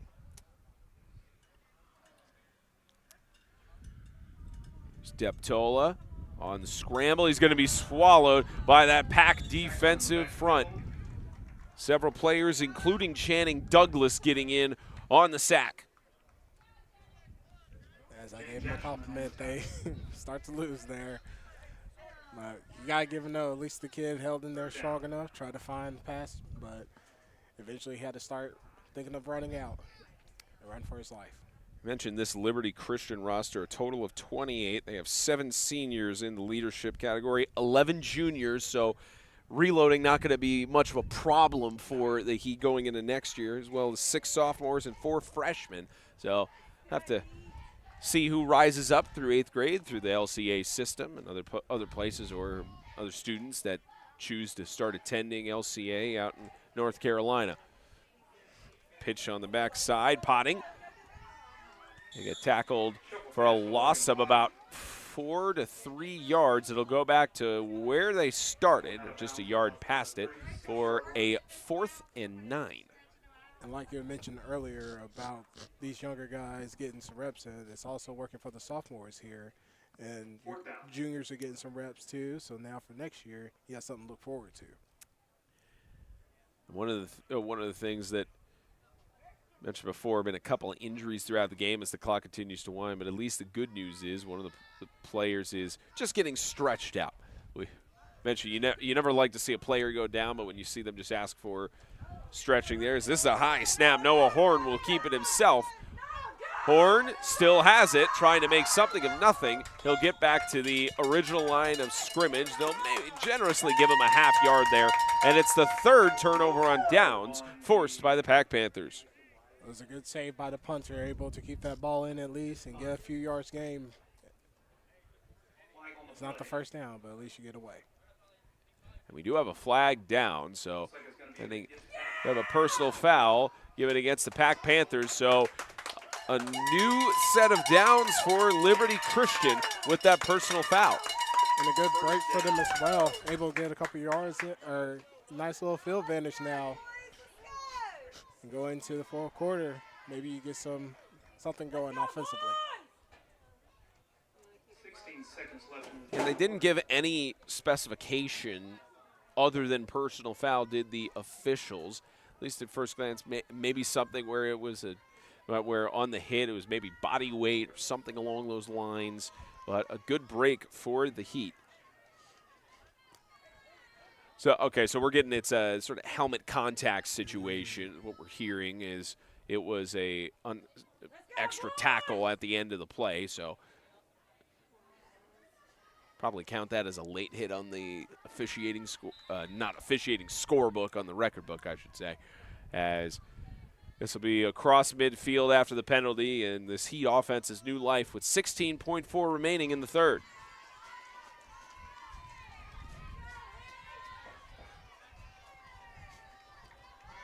And they'll hand it off here.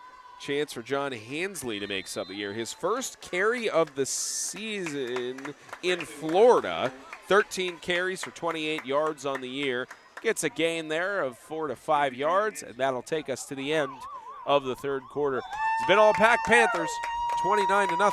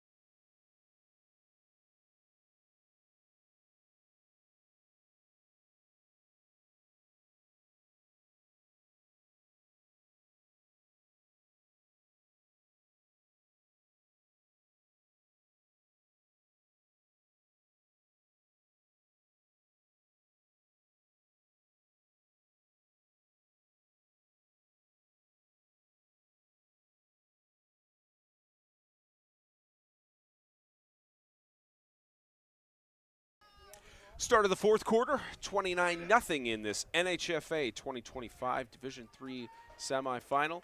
Second down, pitch on the backside, looking for the opportunity, high up, incomplete. Intended for Noah Horn. And as much as they've crafted incredible offensive plays, have the Liberty Heat, they haven't been able to capitalize, and that's been the story of the game. And it's hurt them real bad because they have some, like you said, they've had some great plays. They just can't get it done and can't get it started. So now they're in this whole predicament, 21-9-0, and just trying to see what in the playbook is going to work. Spencer Tomshead, Brendan Daniel, producer James Shannon running production side, audio side, scoreboard. Preston McElhaney running our other camera as well as the directing side. Here at Publix Park, Pete Edwards Field in Panama City Beach, Florida. As this is lobbed over to Holden Smith, going on the wing. He's got the first down and a little more. Holden Smith with a big spark, and this Heat fan base at least loving what they're seeing late in the game. Finally, an offensive play that works. It happens to be the running back toss, but whatever works, right? And he's able to get plenty of yards to make it manageable to get to the end zone. And it's so rare that we've seen in this game that Pac's defense has allowed those running back tosses to get gains more than a couple of yards. Usually they're anticipating it. Right, but it's like I said earlier, usually they're all bunched up in the middle, so sometimes you need to go out in order to get their attention. They've been going, the Heat have been going straight up the middle.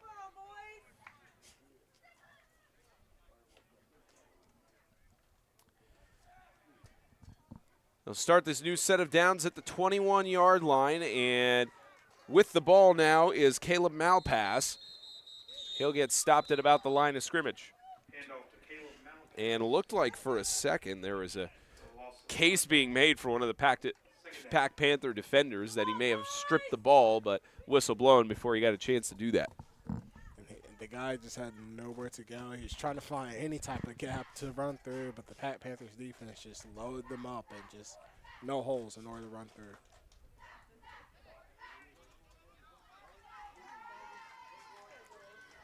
Second and 10, pitch in the backfield. Holden Smith with the same play just to the other side. Gets a good collision there to try and gain a couple of yards. A good sportsmanship from Larry Reinert after the tackle to help his brother on the field up. Like I said again, that's awesome. Got them a couple of good yards to manage, and now you're like 3.5 away from a first down. Gets him a gain of 4 yards for a 3rd and 6 here. This Pac Panthers team, about 9:45 left before they have a championship date with the Southern Christian Patriots. For Liberty Christian, have a bowl game against the Coastal Hurricanes if it ends up being that way. But Eddie Deptola keeping it himself for the 1st and goal down to the 8-yard line. Good play call, just a nice little fake sweep. Keep the ball and get first down. Gaining the first down. Tell you, we were talking about how Deptola was starting to carry the team on his back before the interception had been thrown by Potting. Trying to generate that similarity here as he gets them within 8 yards of the goal line. As you see, that mistake hasn't affected him at all. He's kept his head up and do what he needs to do in order to get his team close to him. Doing something on this offense. From about the 8-yard line, a handoff up the middle. Here goes Malpass trying to push through. He'll get another chunk gain for a couple of yards, maybe around the 5 or 4, and it brings up a 2nd and goal. And it looks like they're taking a little game out of the Pac Panthers book and using that little fullback dive in order to get some yards gain up the middle.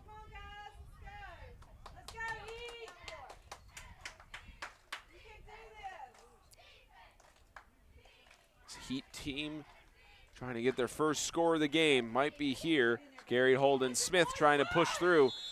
I tell you, this Pac defense really does not want to let the Heat score in any capacity.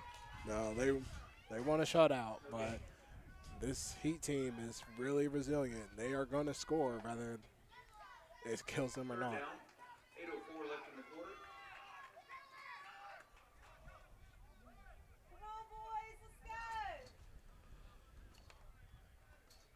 Third and goal from about the 5. Chance going to the right side. They get it to the punter on the reception, but he's not going to get close to the goal line. They'll spot him at about the 2 as Noah Horn got the catch but couldn't push through the defense. You hate that as you see his free play here. Just good patience. Hold on. Wait for that play to develop. And just great tackling and force out by Panthers defense. They're fighting not to get that touchdown. 4th and goal at the 2. Closest that the Heat have been all competition long to punching it in the end zone.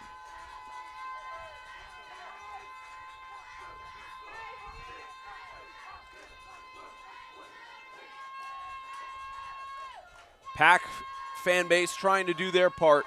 4th and goal, flag in the backfield, and diving for the end zone. It's ruled a touchdown for Holden Smith. Let's check the flag. Like there's a flag on the play. I believe it's coming back. You hate to see it, but I think it's coming back. Came from the white cap on the backside, so maybe an illegal formation on one of the linemen. Either a false start or illegal procedure called on the offense. They will move it back 5, and once again, penalties preventing great plays for the Heat. You just hate to see it because it was a great play call, perfect, and able to get that touchdown. But now you're set back to a few yards, and now trying to think of a play that could get you back into the end zone. From the 6-yard line, move back. Both fan bases trying to do their part. The Pack side, you could hear them more loudly right now. Deptola under center. And another whistle. Do we have a false start again? And it is another false start on the game for the Heat. Tell you, by my count, that's close to 5 false starts now throughout the competition for Liberty Christian. You hate to see it because, like you said, this is late in the season now. You shouldn't have these type of penalties these days, but it still happens with the how close you are to the end zone, the crowd making noise. It's kind of hard. Liberty Christian is going to burn its first time out of the half. They'll have 2 remaining. Pack has not used any of its timeouts thus far, as this Heat team on a 4th and 6 has a big decision to make.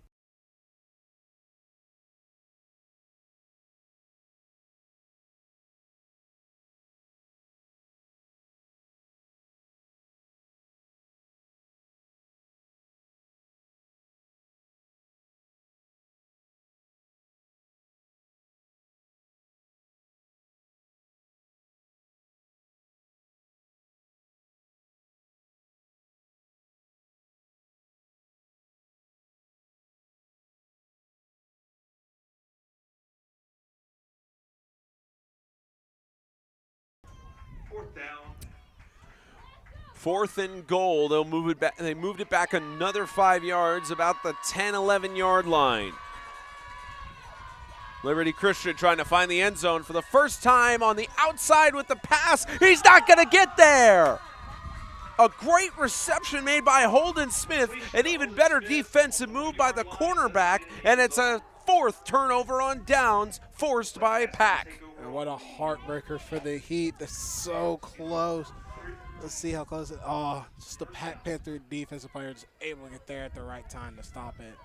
It looked like it was Lucas Alvarez, the sophomore, who only had 1 solo tackle on the year, making the stop. As we mentioned, the Pack Panthers rotating their other players in at this point, and the sophomore getting a 2nd solo tackle on the year, and a big moment as this defense has not had a shutout all year. Now they're working towards it. Now they have the chance of running the clock down and take this W.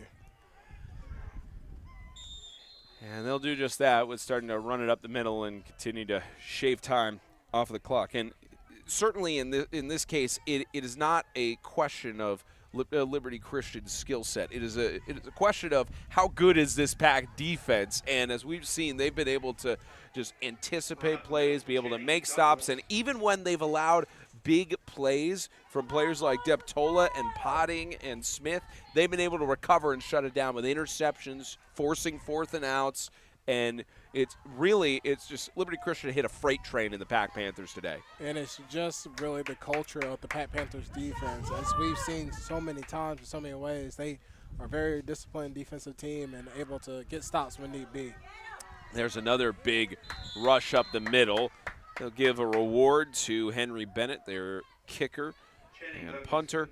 Give him a chance to run through and get another set of a first down here. And going down the stretch of the rest of this tournament, the D3 bracket will be finalized after this matchup. You've got Southern Christian and Pack, known also as Providence Athletic Club, but most people just call them Pack around the 8-man football world. But both those teams colliding in the Division III title match. One of those competitions that will certainly be one to watch as we get into Saturday's competition. This defense does wrap up and tackle for got a loss or 1 or 2 yards. But even then, Liberty Christian and Coastal in the bowl game on Saturday as well. It really plays out to have some good matchups to conclude the D3 bracket. And with these 2 matchups already, I think it's going to be a great little game there for both of them. Coastal's a very good team, and Their Heat, if they get their offense going, they're a great team too. Offensively, they just met the Black Panthers, and it's just hard to do anything against this team. And you wonder, as this gets heading up the middle, carry another couple of yards, and it'll get us down to under 4 minutes. And it's so tough when you're making decisions of which teams are here, a part of the invitational tournament, how you not seed them, but how you place them and whether you get the best matchups and things. And sometimes we've seen this over the years. You have semi-matches that are one-sided, but it results in really great bowl and championship matches when you have the two victorious teams and two losing teams face each other. And shout out to the guys who create these matchups, because I'm sure it's hard and difficult to make it, but they have figured out. And I mean, I wasn't there to hear the James Rose, but it seems like he was very spot on with it from what I'm hearing. Fake lob, toss right side. What a play worked up there by the Pack offense. And on this breakaway, Gavin Taylor has got a big play after the reception from Henry Bennett, his first passing attempt of the year. And he just flicked it. He didn't even really throw it. He just flicked it off as you watch this. Straight, great action play and just flick. Just a flick of the wrist. Bringing back some old internet lore on that one. Gets it to the 50-yard line, under 3 remaining, and it shows you that this is also a chance for Pack heading into their championship game. They're working on these trick plays and what can work, what can't, does this execute well or not. So now they know that at least that one does in this situation. It might be harder to do on Saturday against that South Christian team.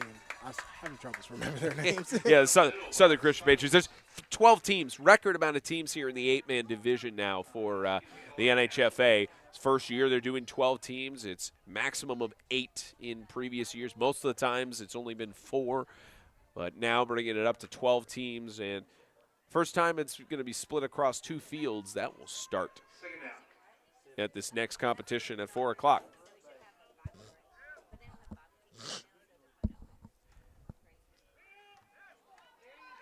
Tried handing it off up the middle. They did, but it was taken. Liberty Christian got it. That fooled everybody on here. The ball stripped by the senior Sawyer Smith. What a maneuver to turn it over. And it's just Sawyer Smith being a smart senior. Just, hey, if he's going to hold straight up and try to run the ball straight up, let me try to steal the ball from him then, if that's the case. It's the second time all of us have pretty much been fooled on those sort of circumstances, but Sawyer Smith with a great strip. It just shows his heart right there for his team. Let me do what I can to get my boys back in this game, or at least get another drive going for my offense. I tell you, the Heat parents are loving this, even with the way the game is. Under about a minute 58 left to go in the competition. No question of energy from this fan base. Yeah, you just have to keep up the energy for the boys, because even though they might be put down, you can still give them energy to catch them back up and get them to do something. Here goes Deptola with the toss. Good catch made, Holden Smith. He's got it at about the yard to gain. They waiting on a signal there. One of the chain crew members is anticipating to move, and he will be ruled short by a yard, but chance for them to take it down. And the Heat do have 2 timeouts left that they can use if they choose, but the ball did get spotted out of bounds to stop it at a minute 50. And we have whistles, another flag, false start.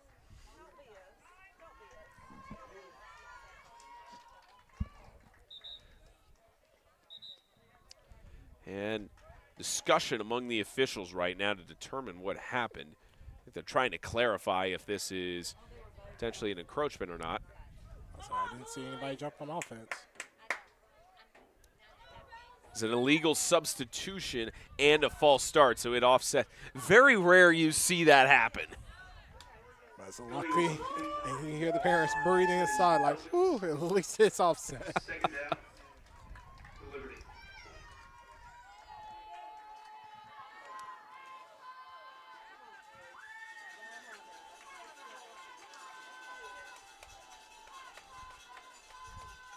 Pressure for Deptola. Got it left side. What a catch in coverage. Catch made, Noah Horn. Noah Horn is going to go to the end zone, and no shutout for the Pack Panthers as the junior gets his third receiving touchdown of the year. And this is what they've been waiting on. Just almost got him sacked, but nice to keep the ball down, get out there, and give it to the nice punter to get it in for a nice touchdown. No such thing as a shutout now for the little Pack Panthers. And you know the best part on that? No flags. No penalty either. That's a sigh of relief on, I'm sure, the players and the parents' side. Hearing from some of them saying, oh, thank goodness they got one. I'm even saying that for them, honestly, at this rate. And here's your point after attempt. And that was held by Deptola, booted through by Dryden Wagner, the senior. That makes it 29-7 with 1:35 remaining in the contest, as Liberty Christian has at least something to build off of heading into their bowl game on Saturday, and makes it for a great way for them to potentially conclude this game.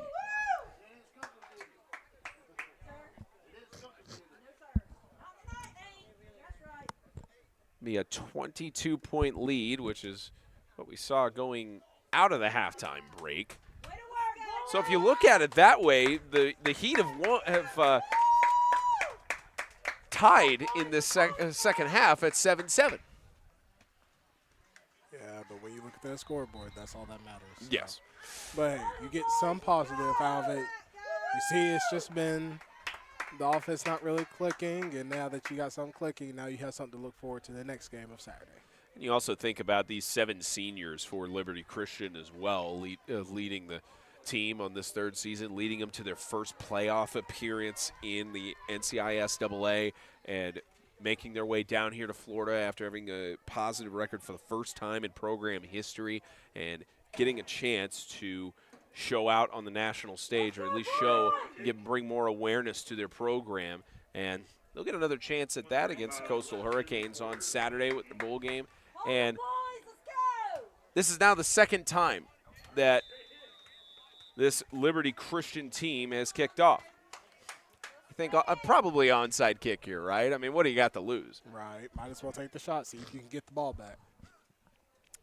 They'll trust Wagner, and he will go onside kick. And it was touched initially from the Pack Panther, but Aiden Davis, the junior, no worries there. And I would imagine Pack Panthers will just knee it out here on this final possession. But, again, tremendous match put together by the Pack Panthers. Of course, allowing that last touchdown at the end of the game. You could say this was a complete performance through about 3.5 quarters for them. And you wonder, especially, how much of a complete performance they'll be able to do against Southern Christian. It's two teams very tough, very resilient, and a D3 championship that's going to be set for Saturday is a really good matchup. And I think it's going to be a very heavy defensive game, because at the beginning of the South Christian and Coastal Carolina game, no one can really get points on the board, versus Pack Panthers, where they can run the game and figure it out.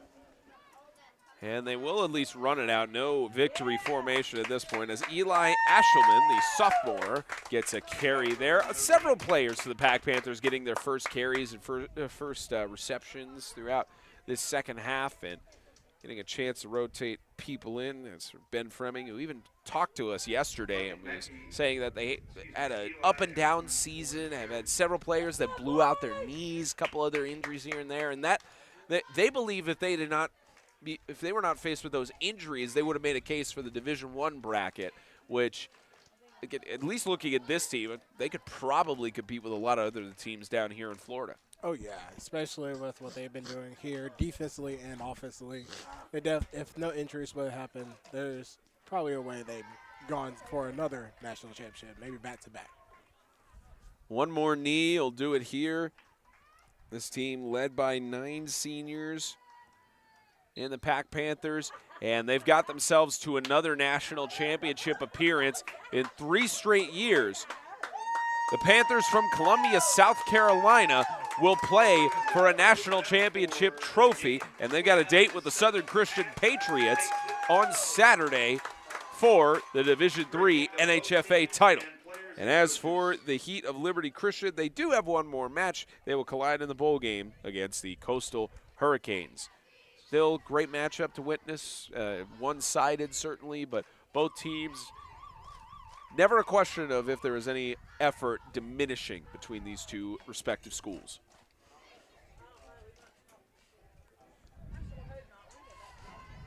Liberty plays tomorrow at 11 o'clock against Coastal Harrison, and looks like One of the best traditions in high school football, the handshake line. All of them meet together, and then at least at this level, they have the post-game prayer and meeting and encouragement between all the teams. And that will do it for day one of the Division III NHFA bracket. For Brendan Daniel, our producer James Shannon, director Preston McElhaney, all the hardworking men and women that make this run so smoothly, I'm Spencer Thompson saying so long from Panama City Beach. The Panthers moving on to the Division III championship game, and the Heat moving on to the bowl game with Coastal. Tomorrow is their break day, and then Saturday they will collide.